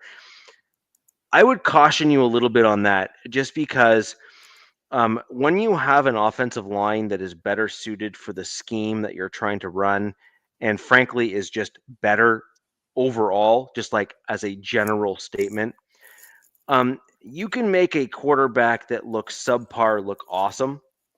Like you can have a crappy quarterback look quite good if they have an elite offensive line in front of them. Geno Smith is used to having a subpar offensive line in front of him and playing quite well. But right now, the Raiders' offensive line is not doing him any favors. And I think that if you were to invest, whether it be a combination of draft capital and perhaps even off-season acquisitions in combination to overhaul and revamp your offensive line to better fit the scheme that you're running as an offense, I believe honestly and truly that you would literally see a completely different version of Geno Smith, and one where you would probably want to keep as a quarterback, even midterm, maybe not long term, because he is starting to get older, not old, but older, but certainly midterm as a Raiders fan, because getting yourself to a point where you need nothing else other than a quarterback is a great position to be in. Well, I can't argue with that. What's surprising, though, it's like the Raiders' offensive line played their best two games, this last game and their very first game. And what was the difference between it was we had a guy named JPJ playing at right guard. Yeah. I mean, he looked fantastic. And on the interceptions, he's the one who's making the tackles. He got 2 tackles in the game. I saw that. And he like mollywopped that dude too. He did well, but JPJ is that guy with the mental mindset that I was Yeah. talking about earlier in the show. Right. And Raider Shield, that's fantastic. I will have to say then you probably either A, weren't listening to the earlier parts of the show, or B, maybe just joined us later. So go back and rewatch, and you'll probably agree with me more. JPJ's got that like psycho, like he sniffed glue a little bit too much in school. You know what I mean? He made it just enough to get through, and now he's out there and he can legally hit somebody, and he's enjoying every minute of it. Absolutely. But with the whole thing, and I will say this, when you have a running game, the way they had a running game, and again, 0 sacks, only 3 pressures. That should have been a game where Geno should have thrived in because everything is already set up for him. So, but to have that type of performance, you just can't do it. You're not going to win many games if your quarterback you got all the stuff working for you and you're turning the ball over like that. But it was pretty amazing. It's like the Raiders, their game was almost perfect. The way the defense stepped up. I mean, when you give the ball 3 times, in one half and on the first play in the third quarter, and you're still winning the game, that shouldn't be if you're getting the ball that many times. What did you think of like Caleb? What did you think of the Bears against you guys? I don't think they're all that good, to be honest with you. I was a little surprised. I thought their offensive line would have been a little bit better, right? Because I know they invested heavy. They got Joe They Tooney from did. Kansas City, and I forgot who the other offensive lineman that they paid big bucks for too at the other guard. They were big spenders, man. I was expecting a little bit more from their offensive line. The Duze kid, I liked him. That wide receiver, he was pretty impressive. He's good. But yeah, Jack, this is exactly what I was just saying earlier, though. So you were, I don't think if you were on the show yet as a host, Jack, but you were definitely in our audience when the draft of Williams took place last year, because he was in the same draft class as Bo Nix, right? So the point there is I actually stated that I believed that Williams was going to be a draft bust. I never thought Williams was going to be a successful quarterback at the NFL level. He does too much off-script stuff, man. It's right, like, and he has the same problem that Bo Nix has. Right, but this is my point. He has the same problem Bo Nix has, which is in college he had some challenges up front on the offensive line, and some of the skill positions were not necessarily up to where they needed to be. So as a result of that, those guys extended plays with their feet almost as a default, as opposed to only when needed. Like their default mode is I must do thing in order to make play happen, not I will try to make play happen, and then if I can't, then do thing. Right? Like that's the difference between A and B.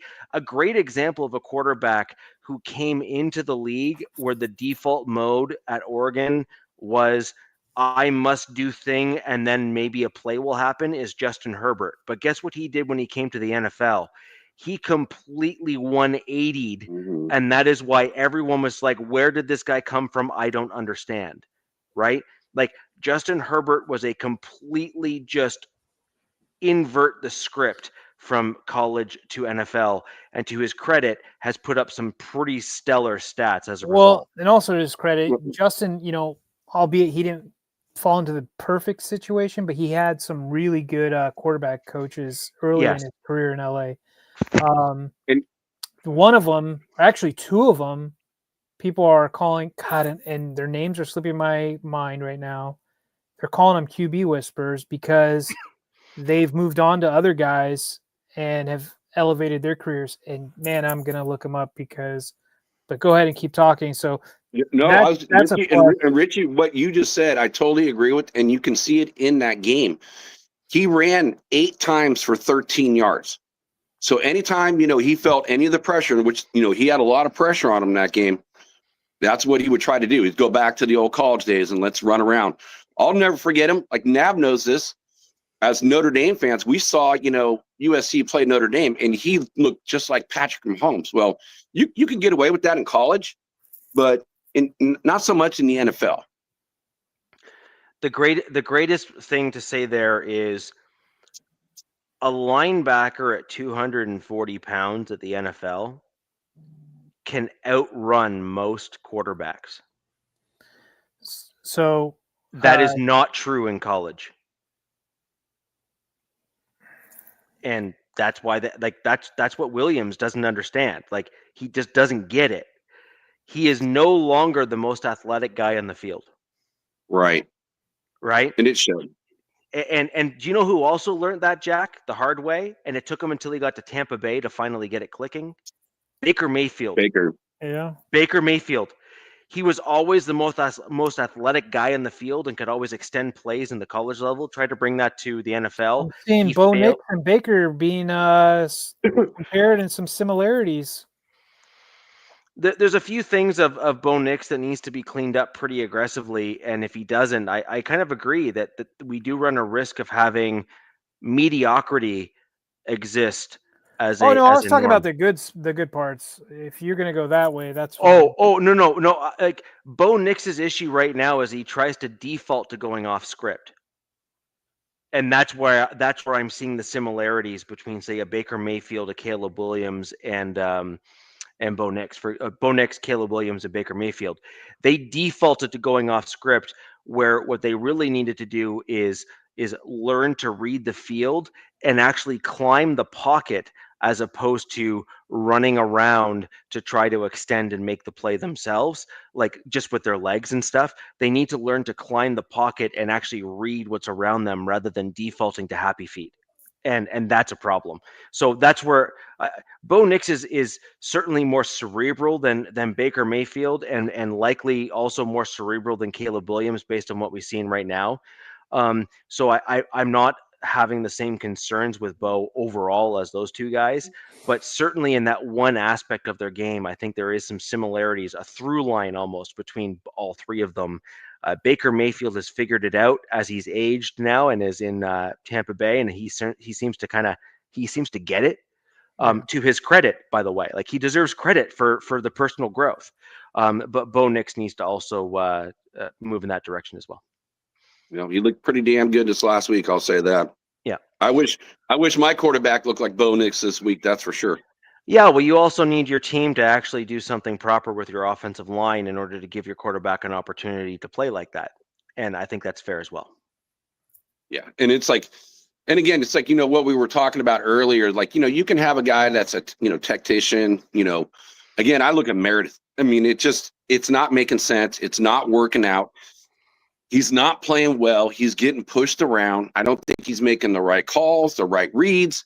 I mean, granted, he's a brand new guy for this position. He's not a center. They just converted him to center because they go, oh, you're light in the ass. So we'll give you bigger guys around you to help you out, which I don't know. For me, I would have thought, we had him last year when you got JPJ at center at like 320 pounds, Colt Miller at like 315 at 6'8". And you smash him there on the left side, yeah, then you can be more technical, and you're not going to get pushed around as much. Yeah, light in the ass means it's going to bounce on the grass.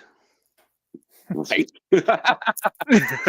Right? Like, it just is what it exactly is, man. What's happening. It's exactly what happened. It's funny how we all talk about our centers, and we all got the woes at the center position, again, except for Kansas City, and Humphrey. But I think that's something that we're all going to be looking at in next year's draft for sure, because there's not really anyone you can call up. And I just find it going to be interesting what foresight, and which I mentioned earlier, based on that one play and looking at his overall stats over the years. Well, there's a reason why he was sitting on the couch. His PFF grades stink. And I'm kind of interested to see if they actually, right now he's got the inside track, but I would like to see, again, he's raw. He's a rookie. He has not even been on, he's on the squad, but he doesn't make the active roster, which I would love, for them to give a shot at Charles Grant. He's good, he's a left tackle, comes from a, smaller base school, William and Mary. and he dominated. But I would like to see, again, he's a third-round draft pick. And I would like to see what he can do versus, the retread they brought in Forsythe, who has never really played that well. I think he's got 9 starts in his career, so not a lot. Jack, you said something, and you said PFF, and today, I threw out some stats, but none of them really were from PFF. I did that on purpose because I'm going to purposely try not to use them anymore. They're good for some things, but I'm going to try to not use them that much because I tweeted out something about some of our really good players not having a good game. And one of our safeties responded to me, and he's like, man, it's PFF, bro. Like, they'll screw you if you just have like one missed tackle. But he's like, we'll get better from this. So, and that was Tony Jefferson, who is we call him Unk. And I thought that was pretty cool. He's like, he pretty much in his mind, he's like, PFF, like, yeah, I don't like it for anything except for like offensive linemen. Really, is the only thing I really kind of like it for, because it's kind of hard to gauge unless you're visually seen it to kind of understand where the player's at, especially when you've never seen the player before. So I want to trust my eyes more than use PFF. Mm-hmm. But so for O-line, that's kind of funny that you brought that up, because if you look at how they judge O-line with PFF, it's like one person is watching that individual player every snap and seeing what their assignments is. So that gives you a good bearing, right? With the O-line, like you just said, it's a solid bearing to go by. But like other positions, like, because a safety and one of my linebackers didn't have great games, and I'm like, I kind of forgot what I kind of said. Let me see what I said to him. I was like, 4 out of our 5 top defenders, minus Derwin, were the worst graded guys yesterday. And I was like, make this make sense. And then he was like, yeah, you miss 1 or 2 tackles or you do something and they'll just gouge you. You know what I mean? So. Yeah, that's why I don't like it for pretty much any other position. It's just O lineman. So I'm going to transition off of that. It was a hard loss. I like the effort that the Raiders had.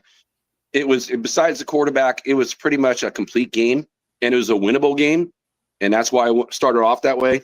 So the Raiders this week, they're playing against the Colts, and we all know the Colts, they've been pretty much on fire this whole year. I've never expected, when we did our score, our predictions for wins and losses, I had this as a pure W then.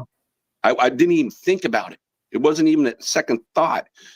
But the way the Colts are playing, they're putting up 30.8 points per game.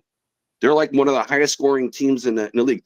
And I never thought Danny Dimes, who I used to love to call Danny Dimes minus 9 cents.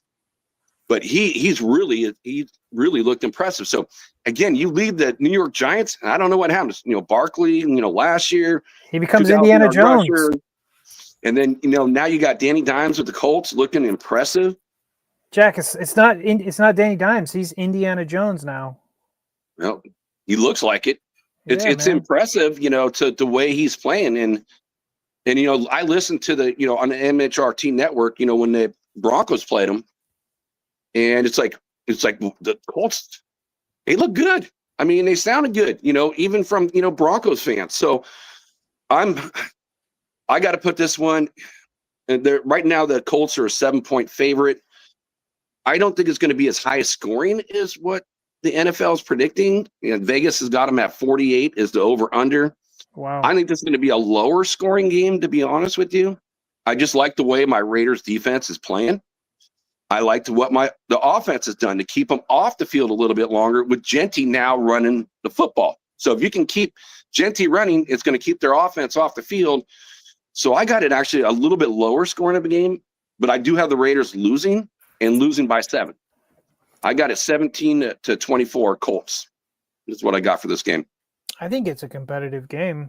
I think that spread is pretty crazy, but I mean, considering who they played. If I was going to bet on, I would take the spread. I would take the 7 points and, take the Raiders. But again, now we're going, cross country. Seems like We go across country, New England, back to Las Vegas. Then we go, Commanders, going cross country. Now we're going for the Colts cross country. So yeah, I just don't see it. It's like the Raiders don't do well when you have to travel that far, and the Colts are doing that well. They had a loss last week against the Rams, but the Rams are a good, solid team as Rams, well. So I got Rams like NFC Championship. That's how good I think they are. Richie, you're on mute, buddy. 0701. Oh, so he was on mute. Yeah, with your game, I kind of like. I don't know. That's too high. It's in Indianapolis, right? Yeah. Yeah, so that's an issue. Indianapolis is tough to play in. I think you guys cover the spread. I think so. I think it's close. I didn't really have a score for you guys. You said the over-under was like over 48? 48. Damn. Yeah, I thought that was kind of high. Yeah. But like I said, the Colts they're putting up over 30 points a game though right now. Your guys' defense has been playing well. You're gonna need it this week. I think I saw some stat like that Daniel Jones was like I don't know, that he's just been on fire. He's just been clutch. Like they don't punt. I don't know what. I didn't even check their stats against the Rams, so I'm going to take your word for it if you checked into them. I thought I had their box score up. Guess not. Just shows how much I don't really care about the Rams, but there's that. Yeah, I think you're playing the Colts, right? Yeah, I just said that. They're a good team this year. They've done some good things. So you're not predicting them to win, right, Jack? I mean, no, you're not I got them. I got them losing. Colts 24, Raiders 17. Yeah, I would agree with that. Actually, that's right in a similar ballpark to what I think. I gotta I think I'd just go 27. I'd say 27-19. Colts. I gotta like that 27-19 Colts. They're at home. They just came off a pretty close loss to the Rams. I think Gino should have a better game. Well, you can't get much worse. So yeah. Well, yeah, you can if it does. It was funny though. Everyone in Raider Nation was like, "Hey, bring Pickett up." I mean, it got to be that bad, and it looked that sad. And we know, and all Raider fans know that Pickett is not as good as Gino, but it was just that bad. And we know that we're stuck. We're stuck this year, and just hopefully he turns it around. I actually think, again, going back to the previous conversation, Jack, I think what you really need to do is you need to try to see if you can find a gem on a practice squad to fill in on your offensive line that is better than some of the guys you currently have. Sign them to your 53, and hopefully that addresses some of the concerns that you have with Gino, because I don't actually think the problem is Gino. I think Gino is the issue, but only because the offensive line is not allowing him to do what he needs to do in terms of letting plays develop or even work the way that they're actually designed. I think Gino has got his warts, don't get me wrong, okay? He's not a perfect quarterback by any means, but he is used to having a subpar offensive line, and frankly, last year had a subpar offensive line and still produced some pretty solid results. Agreed. And again, before this game, the Raiders were on pace to break their own record in giving up sacks. So the offensive line is clearly a big issue for the Raiders, but it was nice to finally see that it improved. And Danny Dimes actually not the best of games. I mean, 24 for 33, 262 yards, 1 touchdown, 2 picks. So I'm hoping he plays just like that. Yep. So it sounds like, though, generally speaking, if the Raiders do win, you'll be sort of surprised. And I think we've all picked the Colts to win this one pretty much unanimously. they just seem to be on another level this year. They're on a roll. They are. They have figured it out. They have kind of gotten themselves to a point where. But this is a game I can see the freaking Raiders winning because they do this every year. They beat teams that they shouldn't beat. So every year, I can see the Raiders winning this game. Yep. Every year there's 1 or 2 games in the last 3 to 5 years, Jack, actually. I think this is a fair comment to make, where you go into a team that you literally have no business winning.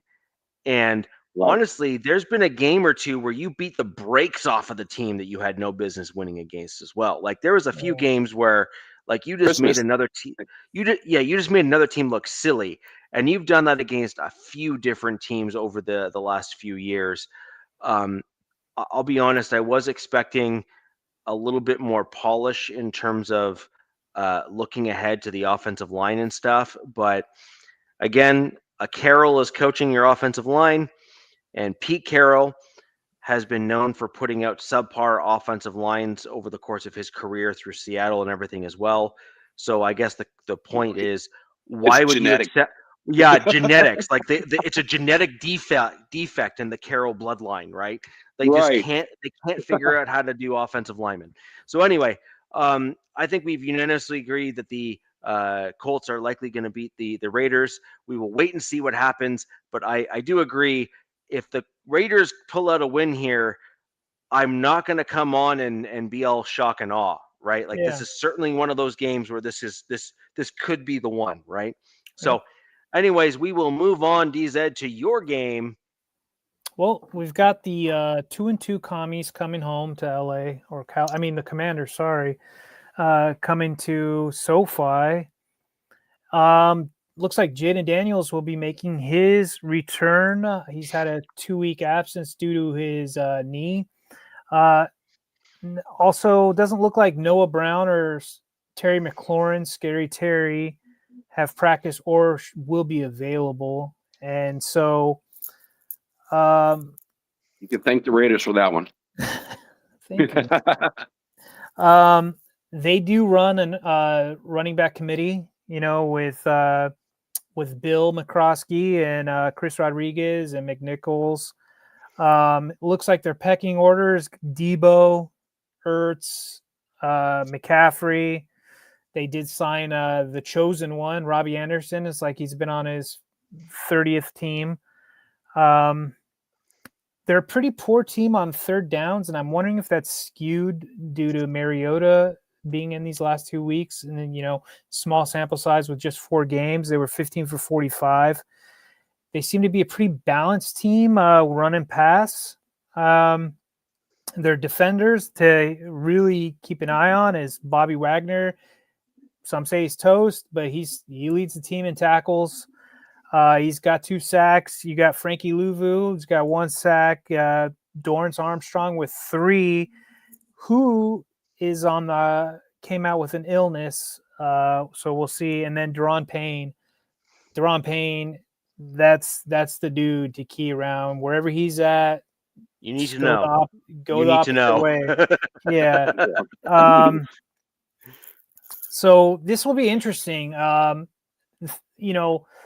The Chargers need to go into this with a plan at O-line. Like, hey, you are going to be that guy this week. And whether that, we mentioned at the start of the show, whether that's Jamari Sawyer playing left tackle, like, hey, dude, this is you. Like, this is our game plan for this week. I'd like to see the run game get going, run Marion Hampton to the edges, especially on this team, run them, to the perimeters. That seems to be the strong suit with him. The Washington Commanders defensive rankings through 4 weeks is overall is 24th. They have a success rate allowed is 12th. Their EPA per play drop back allowed is 28th. So they're a defense you can get. Now, that being said, Justin's got to have time to throw the damn ball. So I'd like to see, I think the quick passing game kind of gets going this week with tight ends. Conklin's been abysmal these last couple of weeks, which is disappointing to say. Gaston, the rookie, they tried to get him going against the Giants. not a really good game. So need to see stuff going. But if we can get Mackay back in and Will Dissly back, that'll be a huge boost, especially on that right side. Or where they'll probably put Dissly, helping one guy or another. But this needs to be a get right game, especially with the trend of the Broncos and Chiefs seeming to catch stride and getting better. We're seeing progress in both teams week to week. Everybody sees it. If you've got eyes, you can tell the Chiefs are getting better, the Broncos are getting better, and we know what the Broncos' schedule is. We know what the Chiefs' schedule is. We know what we've got going. We have some winnable games coming up. It's just this damn O-line. That being said, I'm still picking my boys. I think they'll figure it out this week. Another concern is pass rush, man. The thing I love about Jaden is he's cool, calm, and collected, man. So we could throw pass rush all we want at him. Whether it gets there, who knows? He can dice you up. And they're very creative with their play calling as well. So Minter, our defensive coordinator, is going to have to be, he's got to call a hell of a game. And we're going to need a better play from our middle linebacker, Deion Henley, who I've mentioned last week. He lost 17 pounds. So hopefully he's gained some of that weight back, good weight, healthy weight. But I like our defense. They're fourth in the league. Broncos are second in scoring. I've got it around. I've got two scores. I got 23-16. I've got 24-21. I've got it being pretty close. We're a coin flip game, 3.5 point favorite. I haven't checked tonight. It could have changed. But I think it's going to be a close game. But I see us taking it. I could see us taking it. Said that last week. That bit me in the ass, but we'll see. I agree with all your takes on there. The one thing that's going to be really fascinating again with Mario Hampton rushing now. Again, they're running backs, which I don't really know who they are, and I saw them play. I think they're ranked number 2, so it'll be interesting. Your Chargers, I think they're ranked number 3. Yes, the rookie. The rookie's amazing. The dude's insane. Are you talking about Bill McCroskey? No, the running back Commanders. Yeah, that's their main guy, and then you have Chris Rodriguez. Yes. Yeah, McNichols. The was it Krosky Merritt or something like that? I say Bill because his name is Bill, but his full name, it's people don't want to deal with that. So yeah, he's really good. He's a gem. He was good enough in the preseason for them to say see you later to Brian Robinson. It'll be a fascinating matchup. Again, I think that's what's going to dictate this game. Can you stop the running game from them? Because again, even they got Daniels back. He's coming off the injury and so forth. We don't know if he's completely 100%, 88%, but I'll take an 88%. James Daniel almost over any quarterback in the league. And when you don't have Scary Terry to throw to, that really kind of limits your big play guys. So I think they're going to have to go the run. Yeah, and I like their stopping the run. So Luke McCaffrey. That's going to be the matchup.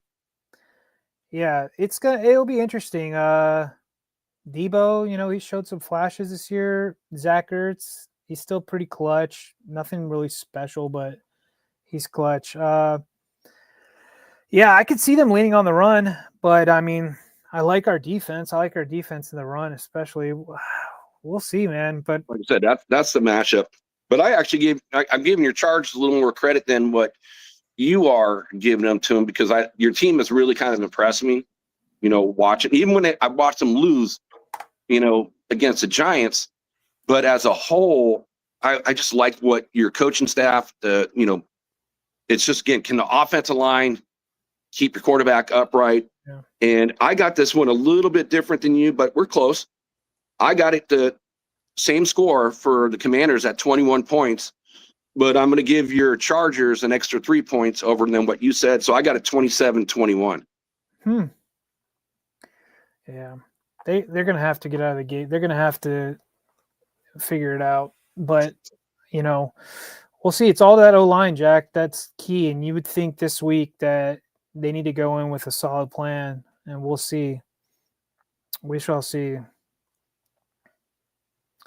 Seems like Richie's still doing his call stuff, but No, I'm here.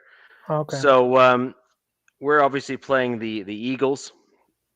Oh, what's your score For the Eagles? for the Chargers? Or No, for the Chargers? The Chargers. You haven't the given Chargers yet. I have winning. I believe the Chargers are going to be 24. I think the offensive line is going to bring down the score of the game. I think the Chargers are going to be able to run the ball, but I think the actual offensive line is going to be a bit of a struggle for them to like it's basically the anchor right now on the team, right? Like like we know that the Chargers are a very good team. The problem is they have a whack of injuries, and their offensive line is their kind of anchor in terms of their ability to kind of really jump off and start playing well. So my guess is going to be somewhere in the vicinity of like a 24 to, I'm going to say 24-21. I think it's going to be a closer game than we think it's going to be. I think that the running game of the Commanders or Washington, I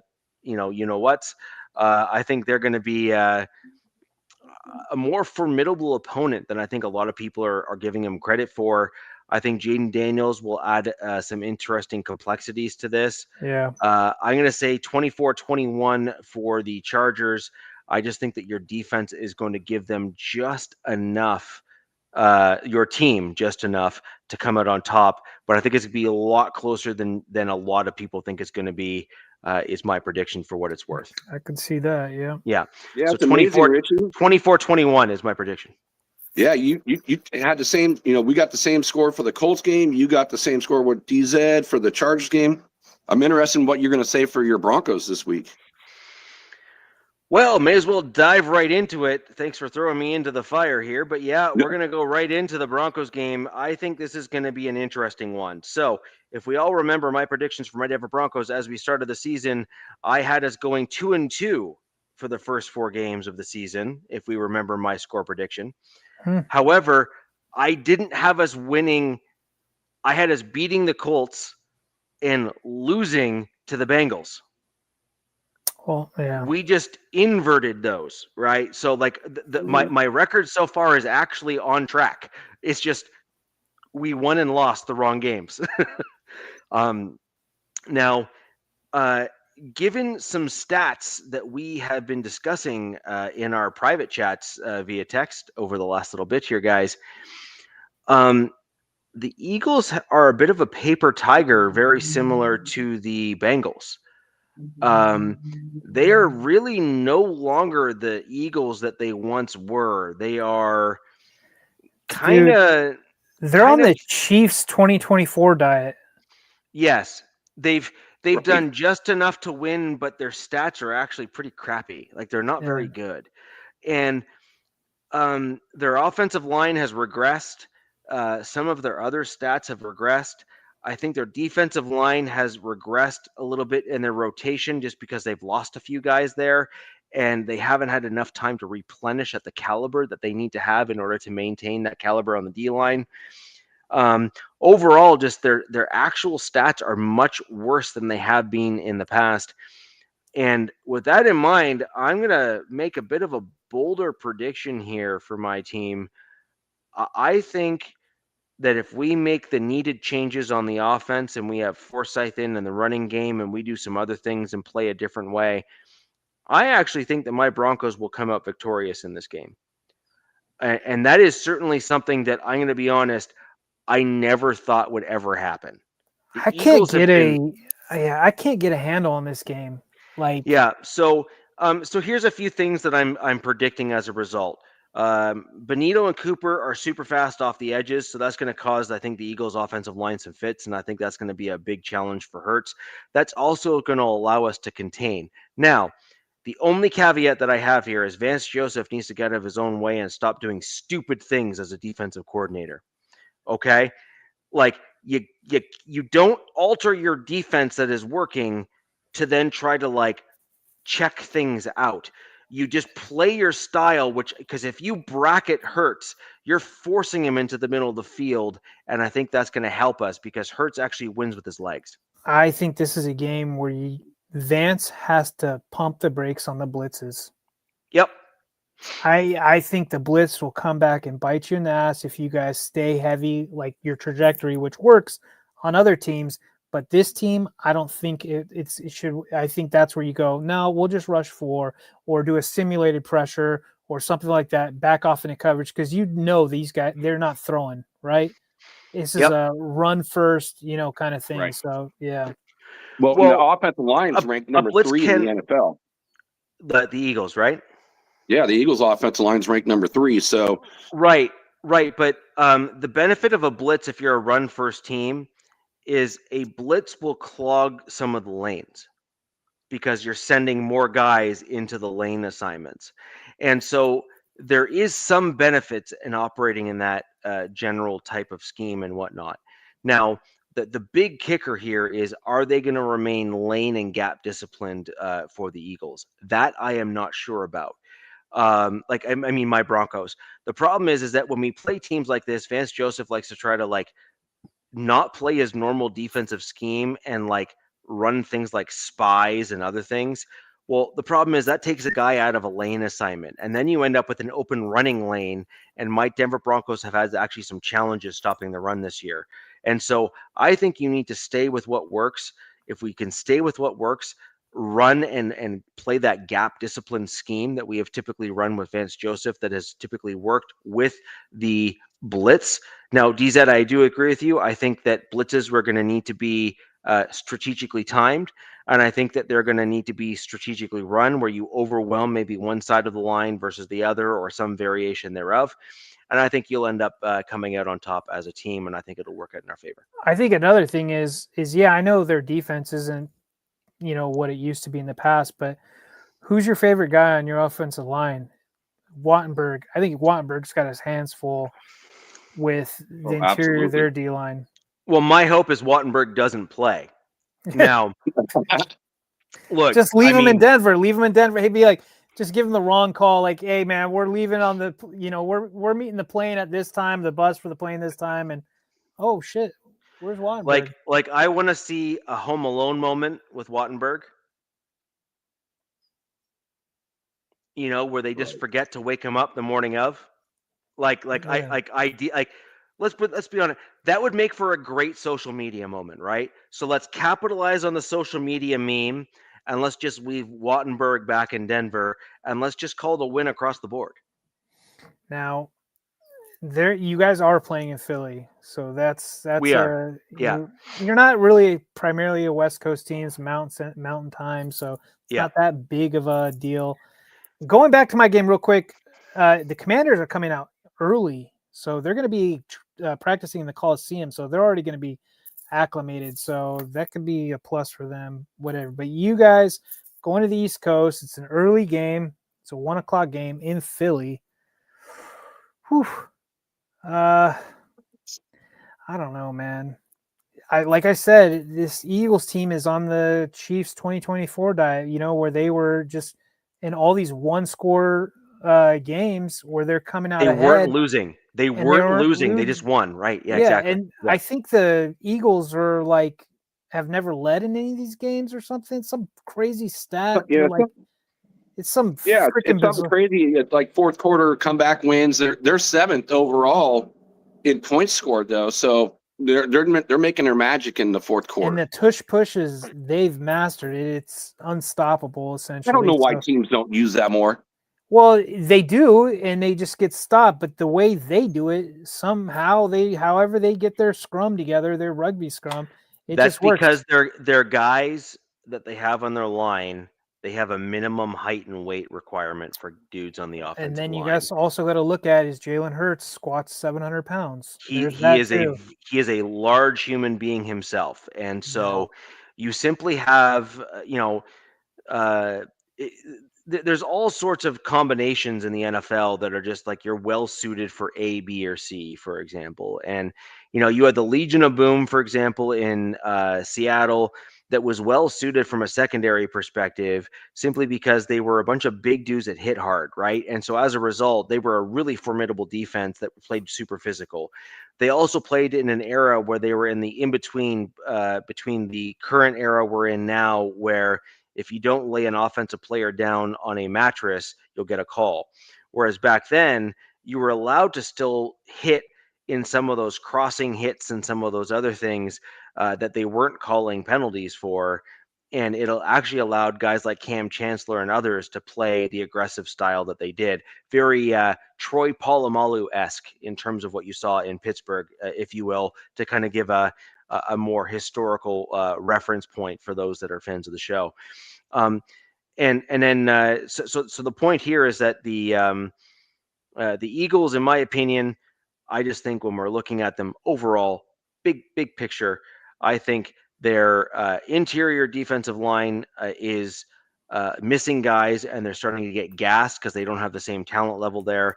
And then when it comes to their offense, short yardage plays, I agree. I think they can absolutely potentially come out and bite you with some of like the tush push and other things like that in terms of plays that they run, and also hurts his legs, which is he's an additional running back on the field.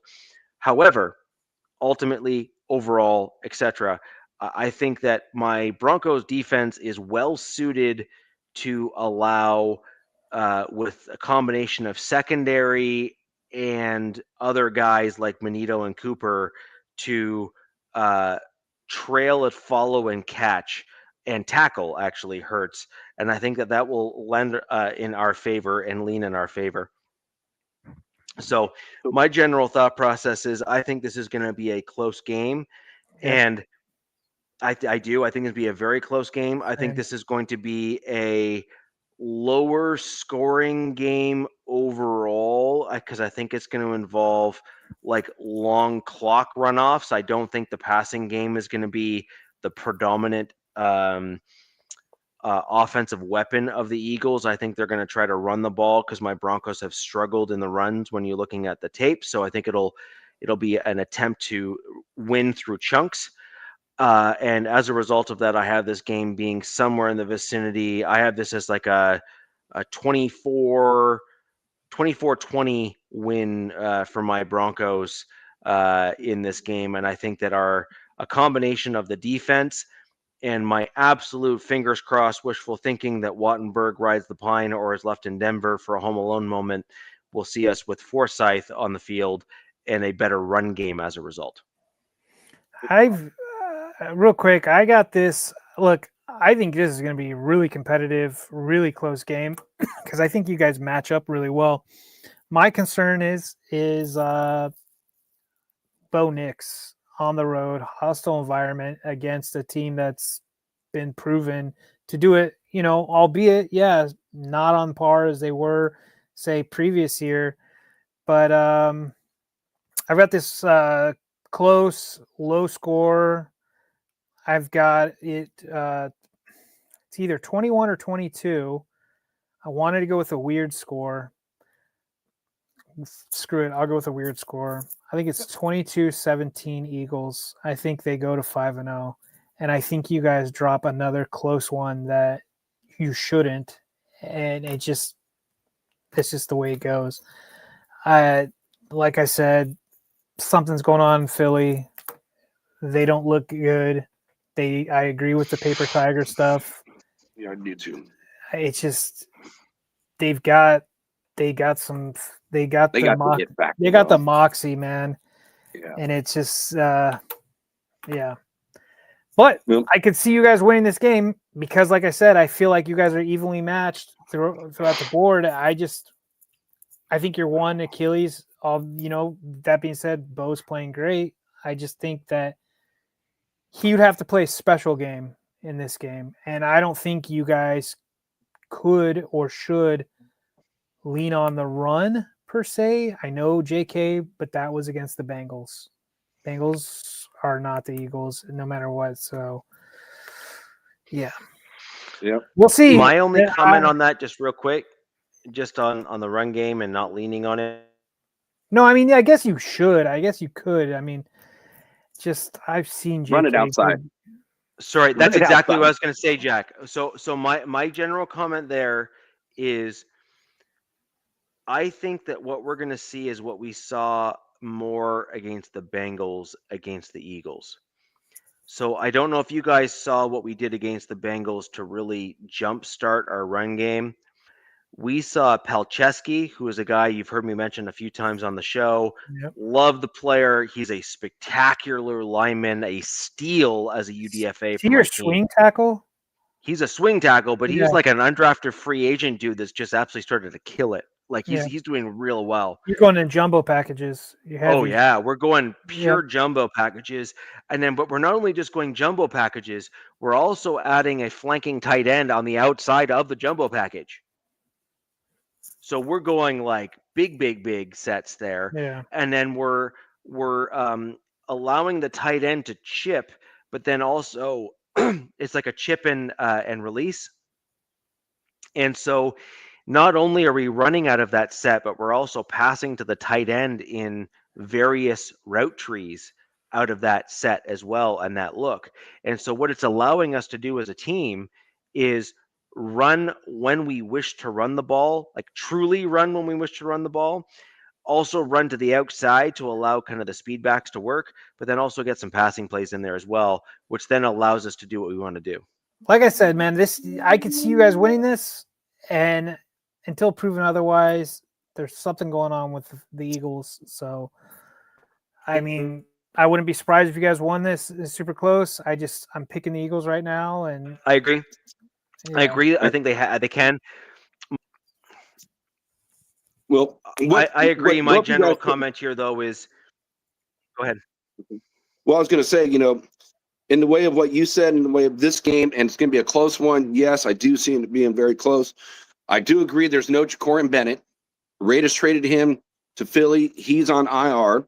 So they lost Booker, who's on the Raiders. So, DZ, you're actually going to be playing one of the other D tackles when you play Washington. I forgot his name.